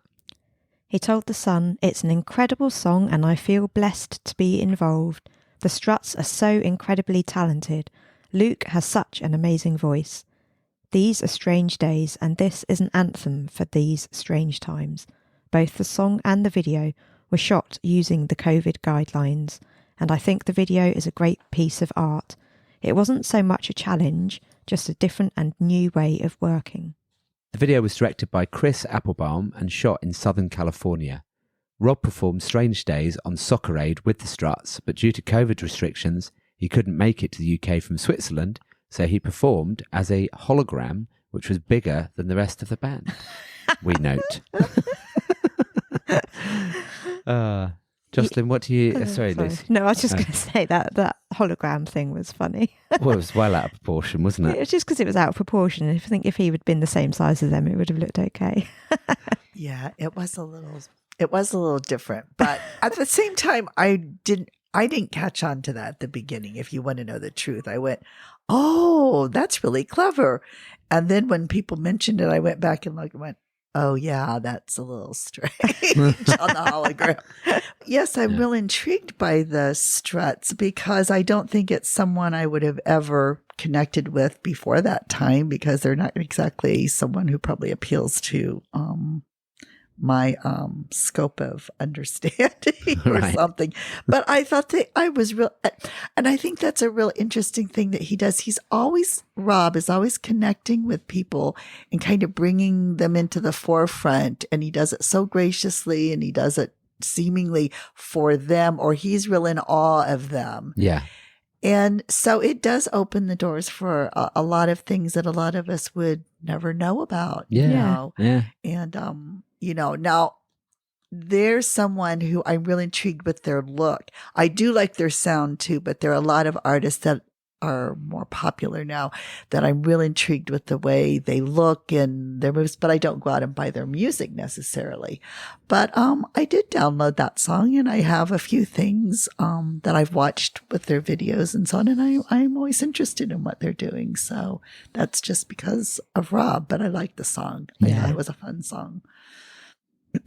What do you think, Lucy?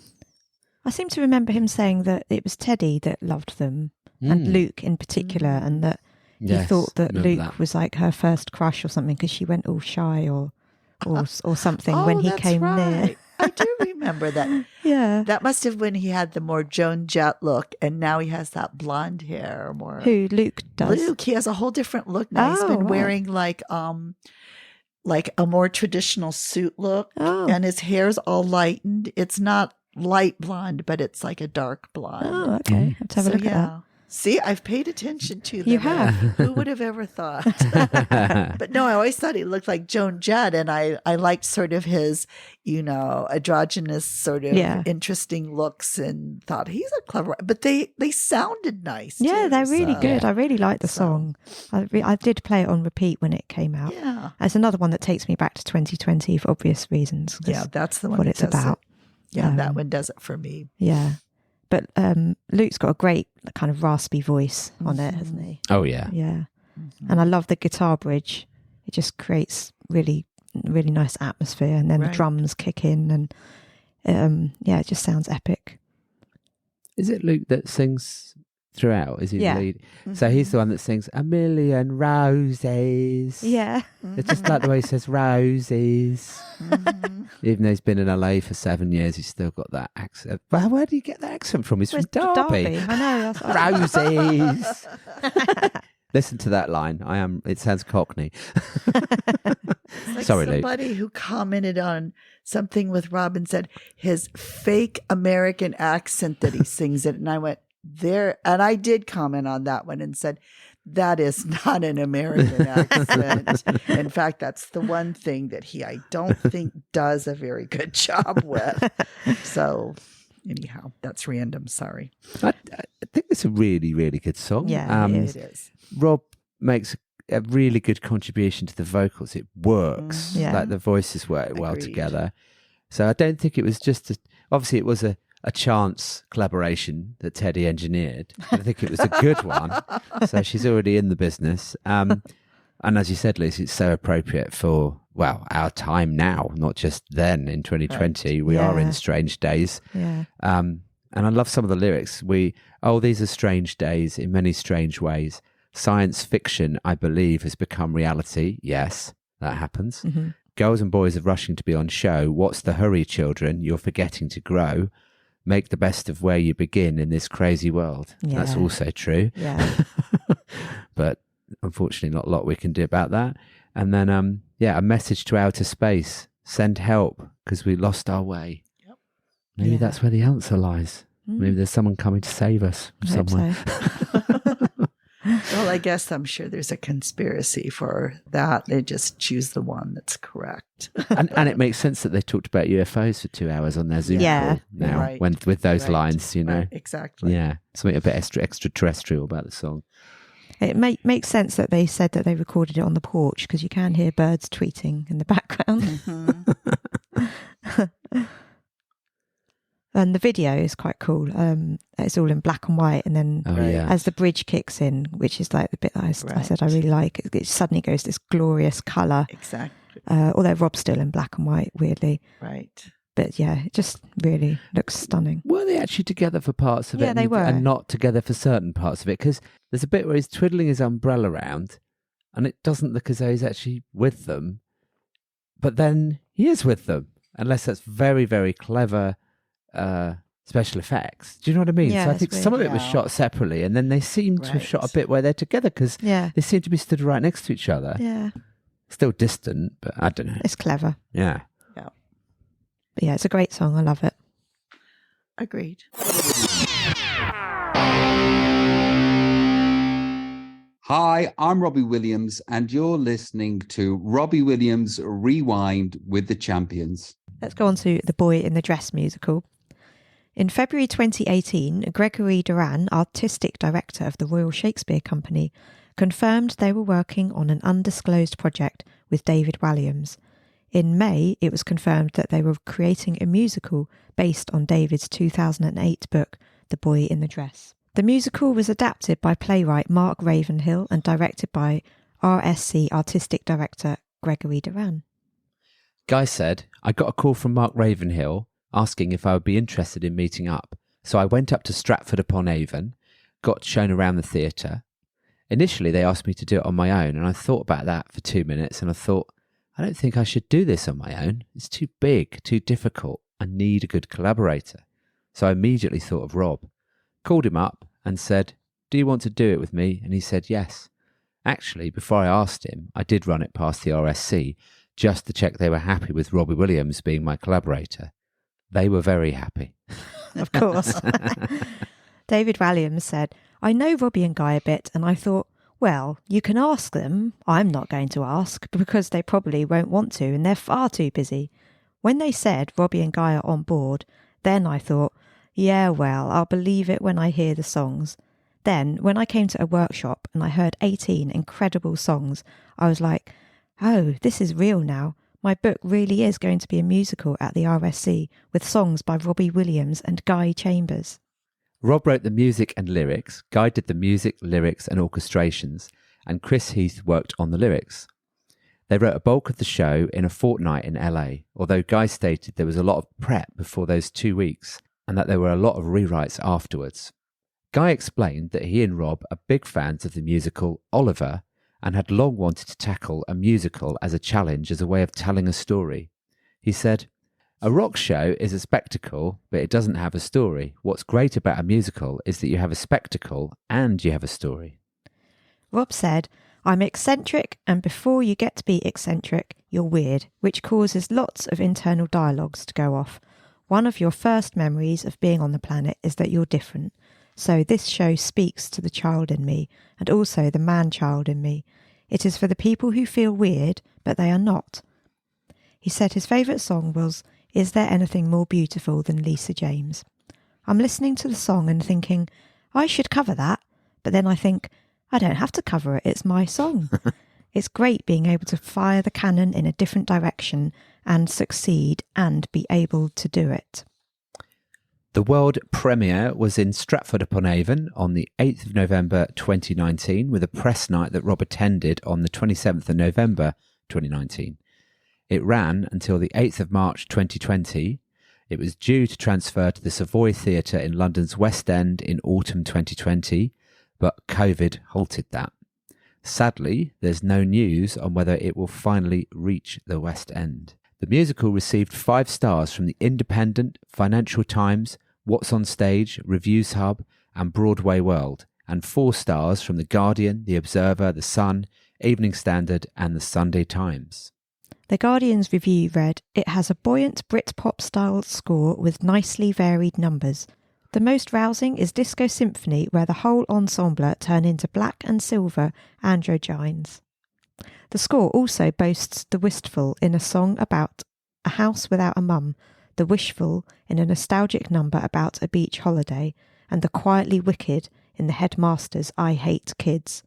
The lyrics rarely take you by surprise, but the tunes have an immediate appeal." So we're not going to analyse every song of the musical, as we'd be here forever. Thank you. Jocelyn wants to go home at some point. But you should definitely check it out because it is on Spotify and Apple Music. So if you didn't make it to see the show, definitely listen to the musical. It's great fun. And it also obviously features the first public airing of a version of Disco Symphony, which Rob had obviously been teasing us with for years, but it's very different to what we hear on 25. It's just a few, the melody and a few lines that are the same. Right. So, but Jocelyn, you went to the premiere, didn't you? I did go. Yes, I was there the day before the celebrities came in, and they were coming in as I was leaving, sadly, in the rain.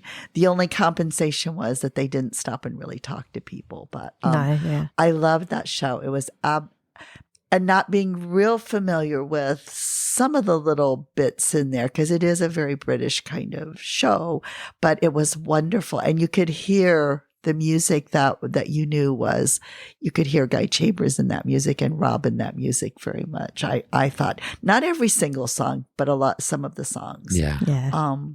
I did see Guy there before we left, and he was in the audience. And so I was able to tell him how wondrous it was. So I really appreciated that fact, but loved it. Yeah. Now, we took the kids up to Stratford to see it, and we all loved it. We did. So good. Just everything about it, the songs, the costumes, the acting. It was all great. Yep. Loved it. I agree. A couple of lyrics that stood out to me. Can't even remember which song it is, but he says the names. Oh, it's I Hate Kids, yeah. Oh, yeah. It does mention the names Teddy, Charlie, Sally. Yes. Does it say Sally? I think so. Freddie. And also Damon, Liam, Noel and Graham, Right. which is obviously the members of Blur and Oasis. Right. I'd forgotten about that. Yeah. So good British cultural references, but also definitely written by Rob. Exactly. Yeah.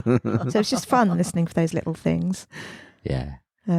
I also liked the mention of Mum's a dinner lady in Ordinary, because I am a dinner lady. There you are. Yes.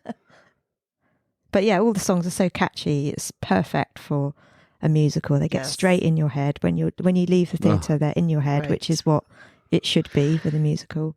Yeah, yeah. Just brilliant. They're definitely in my head again now because I've been listening to it. We listened to it in the car the other night, didn't we? Again. Yeah, we did. So And some other great lines in Is There Anything More Beautiful Than Lisa James are hilarious. Like, can you really think so hard that it actually hurts your head? Does everybody sweat so much, or is it just my sweaty dad? Why don't they teach us things we really want to know, like who would win a fight between a badger and a monkey? They're just some of the ones I picked out that were funny. Well, I hope it has its day in the West End and beyond, because it absolutely deserves it. The cast were incredible. The writing's incredible. Obviously, the songs. It's just got everything, and it was actually really nice to see it. I'd never been to the theatre there in Stratford-upon-Avon, but it's just a lovely layout. Yes. There's something low. Maybe it was just because we were low in the audience, but you feel as though you're on stage with the way that they had it set absolutely. up. Like they're like almost walking amongst you, and I guess they do a lot of Shakespeare there, so they want to have that feeling. But it really was quite cool to have it. It wasn't in the round, but the stage actually came right out into the audience, didn't it? So that was really nice. It was just brilliant. Yeah, very relevant musical as well, I think. Yeah, you know, talking about difficult subjects about, you know, people splitting up and difficulties in families. Right. In a fun and whimsical sort of way, but real life subjects. Yeah. So clever. Right. It was very clever, and it wasn't done in a. I think there could have been a chance it could have been done in almost a condescending way, you know, with, you know, talking about some of those issues, and it wasn't at all. It was very clever. Yes. Yeah. So I liked it. Really hope we see it on another stage. Yeah. I'd go and see it again. Oh yeah. I'd forgot that it was going to go to the West End. Yeah, such a shame. Right. Blimmin' COVID. Yeah. Oh, it was just, it was. Because it really did it needed that full. Yeah. But it was fine there. Yeah. And we were also lucky to see it because that particular weekend, for some reason, Stratford was flooding. Do you remember? Yeah. The river was like literally up towards the edge of the bank. And I think it had flooded. And when we went, it had subsided. Yeah. but it was like, can we actually get there? Yeah. Well, I won't lie. I was a little disappointed because we stayed in the hotel that's right across the road from the theater. And that hotel has all the rooms are a name of a tree. And so we were checking out, and the person at the desk even said, "Oh, you're leaving when all the celebrities are coming in." And it's like, really? And then I saw a picture of Ida posing in front of the wallpaper, and I went, I know that wallpaper. I wonder if they're in the same room we were in. You know, so it was like, we could have been in the same hotel. I think my husband had to hear about that for several days. And like I said, I was only consoled because it was like, well, they didn't really stop. It was like, but they were all there, you know. So I was happy to see Guy because Guy's a lovely person, but, you know, very briefly, but yeah, I absolutely loved it. So, and then also at the end of the album on Spotify and Apple Music, you do actually get 2 demos which are recorded by Rob with his vocals. So you've got If I Don't Cry and A House Without a Mum. So we'll just quickly speak about those because they are sung by Rob. Matt? Well, biased obviously, but what a lovely rendition from Rob. I mean, it's a really high quality demo. I mean, obviously we've been talking to producers in this show, and demos aren't always high quality, but this was just produced beautifully. And, you know, it's a difficult part of the show, this bit. You know, it's when Mum leaves home. If I don't cry, I'll break inside. Why should I live a lie? It's just a nice simple arrangement with the piano leading and some strings in the background. And then the last line of the song, it's hard to describe what's inside of me. It's like I want to be free, but I want to be held eternally. Yeah, he sings it and so he just sings it really well. Yeah, it's so moving, isn't it, this song? You just can't help but fall in love with his voice on it. Oh, exactly. It's just beautiful. I know boys should be independent and strong, but if I don't feel that way, am I weak? Am I wrong? You know, so many boys must relate to that. Yeah. Even men could relate to that. Well, yes, and men, yes. Well, and that's what I'm saying. I think that could have been very sappy or very condescending, especially even in the play, the whole concept of this boy with the dress, the whole thing, and you weren't exactly sure how it would go. But that music just moved it right along, and it wasn't that way. It was, you know, well, all boys kind of feel this way at some point, and so it wasn't as narrow-minded then. It was a much broader. Yeah. Yeah. But definitely you need to check out Rob's demo on that. It's just so beautiful. It's such and a we beautiful can song. get it in the United States. Oh, you can? Oh, good. Because I have both of those songs downloaded. So they did come through. Oh, that's nice. Good. So yeah, the other song that Rob does a demo of is A House Without a Mum. Matt, do you like this one? Yes. Got absolutely vivid memories of this one from the show, actually. I love it. It's cool the way it starts with an a cappella and then the jaunty guitar kind of kicks in. The lyrics are quite funny. Brush your teeth, comb your hair. There's dirty dishes everywhere. Who left those undies on the chair? Fun, fun, fun, and then more fun. It's a very clever song and arrangement, and there's sort of a fun feeling to most parts of the song. But like the show, it goes from happy to really sad in, you know, just a couple of bars. Yeah. Mum not being in the house anymore. And then towards the middle, it really gets into the reality of it. It slows right down and there's the gentle piano playing. I mean, it really pulls on your heartstrings when you're watching it. Right. The actors are brilliant doing it. You know, does that hurt? Is it sore? It's your favourite, just like you asked for. It really takes the mood down. And then you can feel it's going to go back the other way, you know. And the jaunty guitar is going to come back in and the mood's going to pick up again. Right. Yeah. But it's a song of real mixed emotions where, you know, the dad's trying to make out it's all right and it's kind of not really. Yeah, it's sad, but in a jaunty way. Yeah, it's clever. Right. The song mirrors, I think, the way something like that is. At first, it's kind of like, yay, Mom's not around to spoil our fun. We can eat pizza. And then they realize, but I don't have any clean underwear now. And, well, Mom always hugs me. And then it becomes just like, oh. Yeah. So, yeah, I think that was very clever. I like the fun, fun, fun, and then more fun. More ice cream for everyone. Exactly. You can come downstairs upon your bum. Right. Yep, definitely. And also, it's time to tidy up your room. Play something that's got a tune. Yeah. Oh, it's just great. The lyrics and the whole musical are great. Yeah. Just wish that it would come to the West End. Yeah, now I want to see it again. Yeah, I do. Kind of missing it now.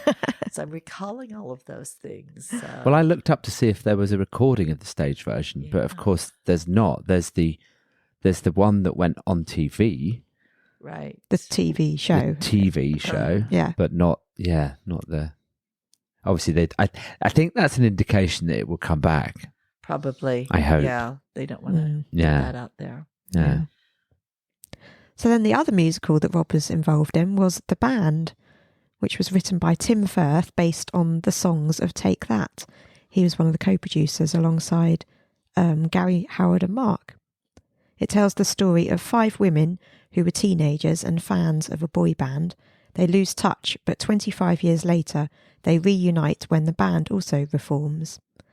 It premiered on the 26th of September 2017 at Manchester Opera House, then toured the UK and Ireland before reaching London's West End on the 1st of December 2018. The band in the musical were created from auditions through a BBC TV show called Let It Shine, on which Gary was a judge. And one of our guests was actually part of those auditions, Dan Budd, the Robbie tribute act. Yeah. He was in our Progressed episode. Yeah. And so if you haven't listened to that, he tells a very interesting story about him and those auditions and how it all went. So Robbie was supposed to be a judge for the final, but pulled out due to a bad back. However, he still managed to perform with the rest of Take That on the show. The band in the UK featured AJ Bentley, Nick Carlsberg, Curtis T. Johns, Yazdan Kafuri and Sario Solomon. The musical moved to Berlin and Munich, where it played for 7 months in 2019. Sario was the only member to transfer to the German boy band, which included Alex Charles, Prince Damien, Mark Lodder and Taddeo Pellegrini in Germany. A new production using the musical's new title, Greatest Days, is being turned into a film due to release in spring 2023, which features a cameo from Mark, Howard and Gary. The stage musical will then start touring again from May 2023, starting in Bromley, Kent, which is where I used to live when I was growing up for a little bit. A black tie charity gala night took place on the 4th of December for the Elton John AIDS Foundation, which was the first time Rob actually attended the show. Guests in the stalls included David Furnish, Taron Egerton, Liz Hurley and David Williams. Tickets cost £1,000 and there was a charity auction. However, tickets in the dress and upper circles were available at £50 each for fans, and Take That, the 4 members, including Robbie, performed during the encore. And me and Jocelyn were there. Yes. Very lucky to get tickets. How was it?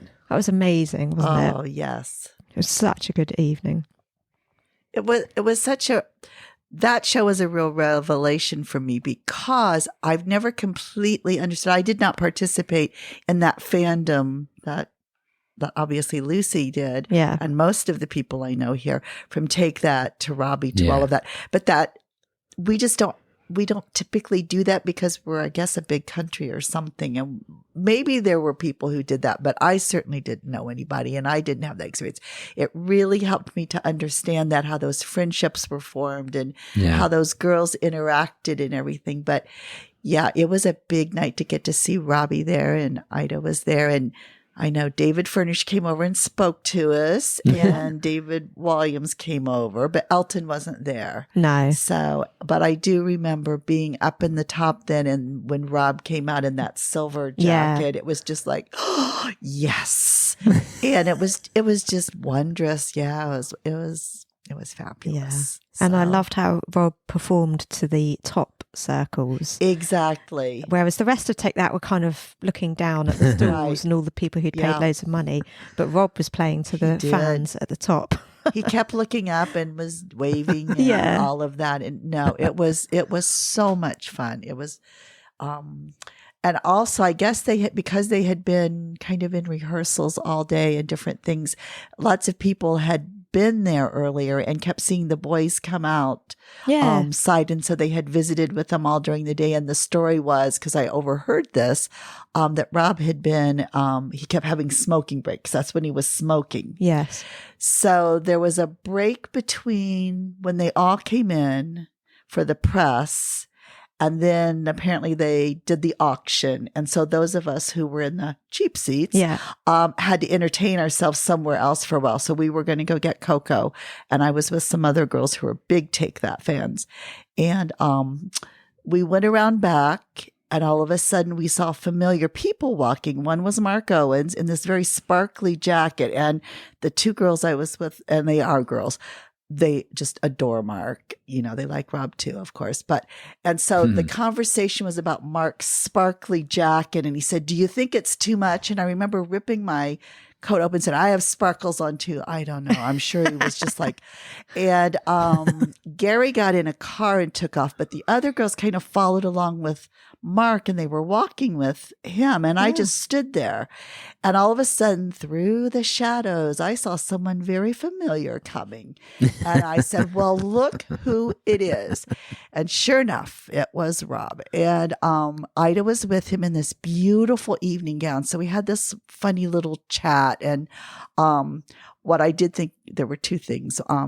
I inadvertently stepped on Ida's dress in my big old winter boots because she was moving, and all of a sudden she went, like she couldn't move. And I said, "I am so sorry." To this day, I'm just mortified. But then with Rob, we were kind of like, just being friendly and hugging and kissing and all of that stuff. And he then stopped and said, "Well, are you going to come in for the show?" I said, "Well, why do you think I'm here? What, just to hang out behind in the dark, this theater?" And so it was pretty funny. But yeah, that's what I always think's really funny about him. It's always like he's sort of like this incredulous person, like, "So you're coming into the show? Like, will you do that?" "Yes, I'm in London."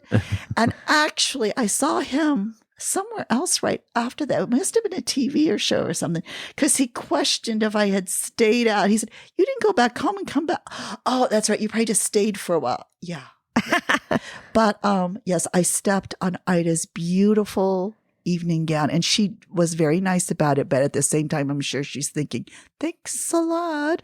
And I was praying I didn't like rip it or leave a boot mark or something. Oh dear. So yes, but yes, I thought that show was tremendous. Yeah. It helped me to understand all of that.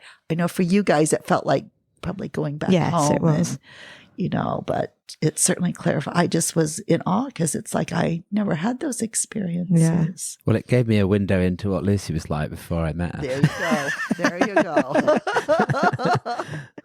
All those years of stalking. Right? Yeah. Oh, sorry, fandom.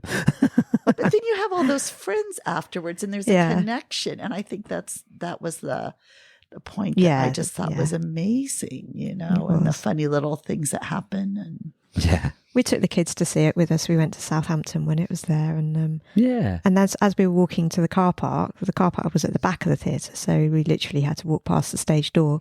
So I was like, "Oh, why don't we just wait and meet them?" So we did. oh, Yeah. Exposing the kids to, what it's like to see the celebrities up close. Yeah. every day. I won't say the word stalking, but I think Chloe liked it. I think Chloe liked it. Yeah. Yeah, she did. And She the did. boys were lovely, weren't they? Yeah, They so all lovely. stopped and they had were. photos and Yeah. just really chilled out. And nice. They actually had their own fandom as well. Lots of people were fans of them, not just Take That right, fans. right. Yeah. Oh, I remember people posting things about that all the Yeah, time, yeah. And so I sort of got a little more familiar with who the actors were. But yeah, that was another one of those experiences. I kind of felt like I was in someone else's territory and I was just learning something, new, because it certainly wasn't something I typically did. Yeah. Yeah, I thought it was super clever. They turned the stage around basically, and the audience, i.e., the girls, were the ones that the story was about. Yeah. And very clever. But I will just say that when Jocelyn was talking to Robbie around the back of the theatre, I was around the front of the theatre, hoping to see him on the red carpet, but he didn't come near Snuck in any the back. fans.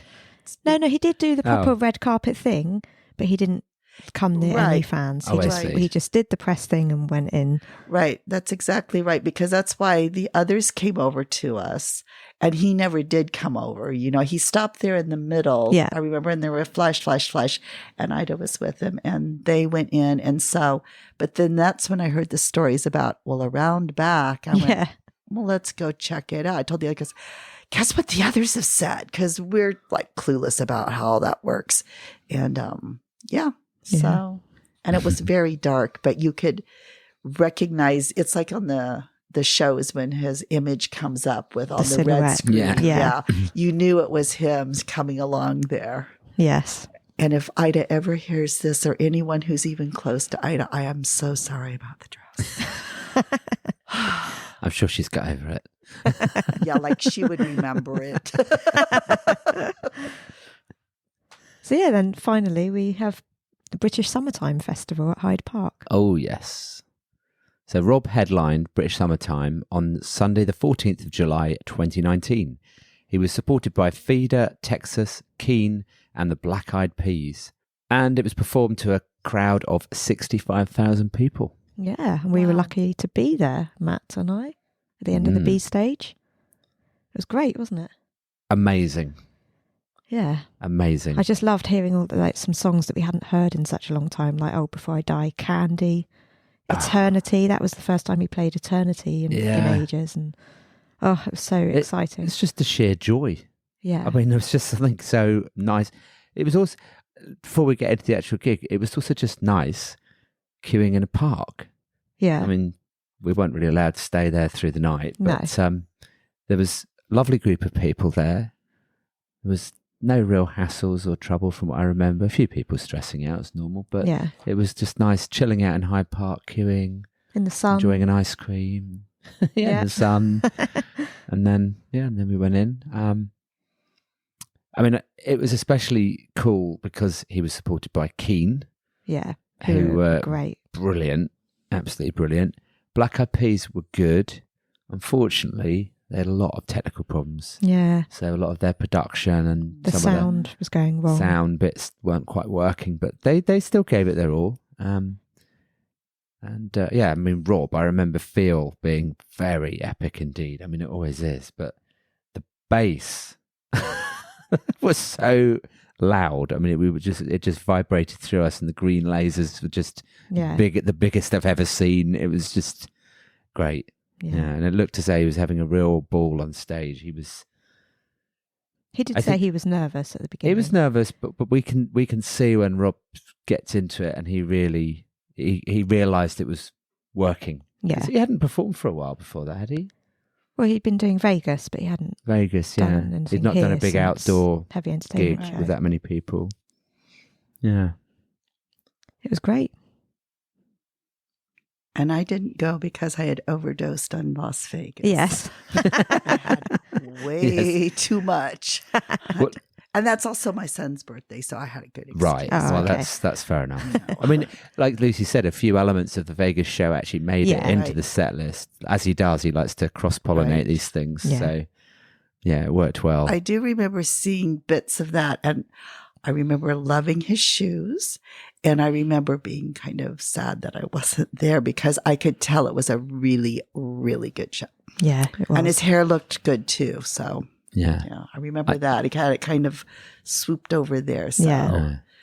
I like the pink sparkly jacket, but I just don't think I would get away with walking down the road in that. So I won't be getting one. No.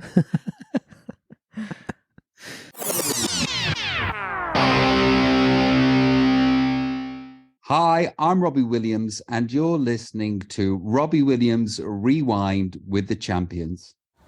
So we're in Birmingham for the 25 gig, and we have met with Tamara. Hello, Tamara. Hello.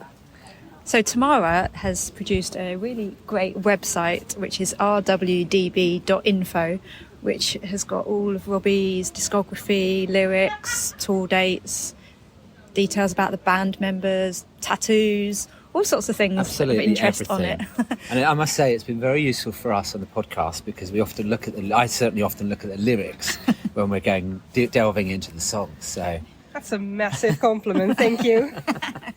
So let's ask the first question. How did you become a Robbie fan? I was one of the later fans, so I'm one of the bit younger fans, so I just started discovering MTV and I saw No Regrets and I was just sold immediately. Yeah. Bought both albums and never looked back. Wow. And do you have a favourite song or favourite album? It always has been No Regrets, to be fair, but now I'm a mother, I also absolutely love my life. Yeah. Yeah, great song. Great choice. And how did you decide to develop rwdb.info? I work in IT. I started off as a project manager and I just wanted to understand every bit of my colleagues a tiny bit. And I thought I wanted to develop something.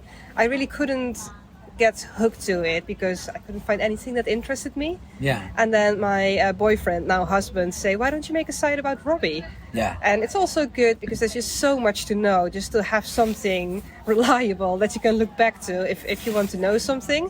So I just slowly started from there and still growing. Yeah. Wow. That's great. And actually, yeah, you're right about having something that's curated and there and stays there, because unfortunately some of the content on his site sometimes disappears. So yes, so that's quite useful, I think, for the fans. Yeah, I hope so. Yeah. And have you seen Robbie live lots? About 50 times now. Oh, that's about the same as me then. Oh, cool. Okay, yeah. Yeah, I love to make a city trip out of it. So every tour, before I became a parent, we just picked a city that we've never been to, and then also went there, and it's just absolutely lovely. Yeah. And have you got any particularly favourite gigs that you've been to? Oh, I have to say Vegas, of course, because of the picture. Yes. I also thought that the one in Belfast was really nice because it was like small, intimate. Yes. Yeah, I went to that. It was so good. It was really good, that one. And he read out my sign, and that was just amazing. But I think why Robbie is so special is because he makes you feel part of it. So sometimes he reads out your sign, or he winks at you, or waves at you, and that just makes it extra special. Aww.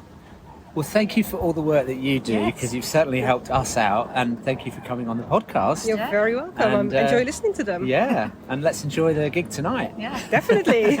See you soon. See Bye. you soon. Bye.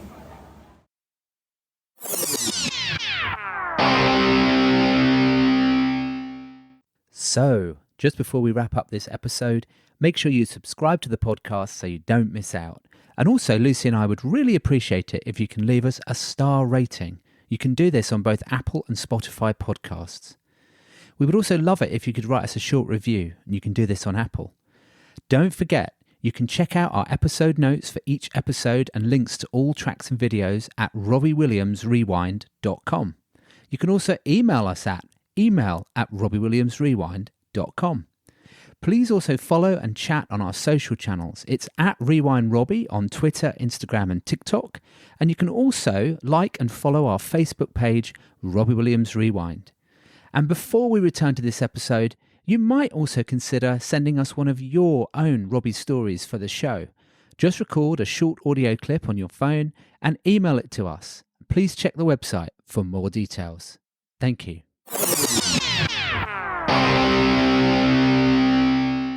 Hi, I'm Robbie Williams, and you're listening to Robbie Williams Rewind with the Champions. So there we go. I think we've reached the end of this episode. We just need to choose a song to put onto the playlist each. Oh. Jocelyn's not looking very impressed at that. It's a very mixed bag of different songs. I know which one I know Right. what you're going to say. Yeah. It is a mixed bag. Well, That's and, an easy one. and Jocelyn goes first as our guest. Oh, Yeah. thank goodness, because that one I can do. It's the Las Vegas song. of course. Live in Las Vegas. Absolutely, which unfortunately I just have to have in my memories. Or on YouTube from people's Well, videos. this is true. Yes, there is an epic video on there that I think one of the fans did, and I know Yes. which fan it is, and I won't say because I don't know if you're supposed to do that, but it's really good, and I do watch it periodically. Yes. Yeah. Yes. We are going to put a link onto the website for one of those versions. So, Yeah. so if people have never heard it and haven't looked it up, then yes. Well, this fan, their name starts with E, and thank you very much for doing that. Aw. If it's that person. So I don't know if their name is that way on their YouTube channel. I think they might have a special name. Yeah, So, we'll include it. but whoever did that, thank you. It's beautiful. Love it. Matt, what would you like to pick? What have I got to go next? Oh, no, I can go next if you Well, want. I'm not sure that we'll pick the same ones, so I don't mind if you want me to go next. I don't mind, you go. Well, I'll tell you what my shortlist is, because obviously Live in Las Vegas was on there, so that's sorted that out. It was between The Big Goodbye and Strange Days. Right. However, I think I'm going to have to go for The Big Goodbye because Rob wrote that. Right. Yes. Didn't really write Strange Days. No, did he didn't. No, he just sang on accompanied them, which is a lovely song, so it would have definitely been in there. But because he wrote it, The Big Goodbye. Okay. Don't know how I'm going to get that onto the playlist because it'll be Ronan's version. Yeah, it has to be of course. Ronan's version. Yeah. I'd love it for it to be Robbie's version. I'll also provide a link to the SoundCloud on our episode webpage as well, so people can listen to the Robbie version. Yeah. So what's yours then, Lucy? Well, mine I think is quite easy. For me, it's going to be If I Don't Cry Oh, from the Boy in the Dress musical. Just love Rob's vocal, and I just love the beautiful song that it is. that's a really nice mix. That's Yes. three. We've all Yeah. managed to pick something which we really like out Yeah. of that mixed bag of different songs. I think those fit in the category he mentions in his show that he said he has 2 categories of songs. So I think we've covered those 2 categories. Again, I won't say because I don't want to be. I know what you're talking about. But Yeah. he's saying I write 2 kinds of songs, and he kind of is right. So I chose the one that's a little more about him. Yeah. You probably have chosen the other one, so I won't say anymore. So thanks for listening to this episode. In our next episode, we're actually going to be doing a special about the Under the Radar gig at the Camden Roundhouse from October 2019. Yeah. Going to have little clips from lots of fans that were there and just talk about our memories of that show. We just think it's such a special show that it deserves its own episode. Absolutely does. Yes. Yes. So thank you, Jocelyn, for joining us today. Thank you. You're welcome. Thank you for asking me again. And I hope I pronounced words correctly so people could understand them. Of course. Well, absolutely. No, that's a little joke we were having about the different pronunciations, especially water versus water. So, but thank you. You're very kind to include me. I really do appreciate it. I always kind of feel like the, I don't know, Cinderella or something. I was never really part of the beginning of all of this for Rob or Take That or anything. So I do appreciate you including me. Well, you are part of it now. Yeah. And you are definitely the resident Vegas expert. Yes. Well, amongst many other things. As I told, that is what I told Rob in Vegas and I told Guy when they said something about being kind of crazy for doing it. I said, well, I have to spend my pension money on something. So I'm going to continue to spend my pension money, not my son's inheritance, as some people worry about, but my pension money on seeing Mr. Williams. That's not going to stop, but it might be modified a little bit. So, well, thank you. And it's been lovely to see you in person and record in person and queue with you and go to the show with you. And hopefully we have many more. And thank you for your kind hospitality. No problem at all. Okay. Very happy to see you over. Thank you. I'm always happy to be here, but I feel very lucky to have friends beyond just seeing Robbie. So Yeah. And that's what you guys are. Oh, thank you. Thanks, Jocelyn. Thanks. We'll see you soon. Yep. Okay. See you Bye. very soon. Bye. Bye. Robbie Williams Rewind.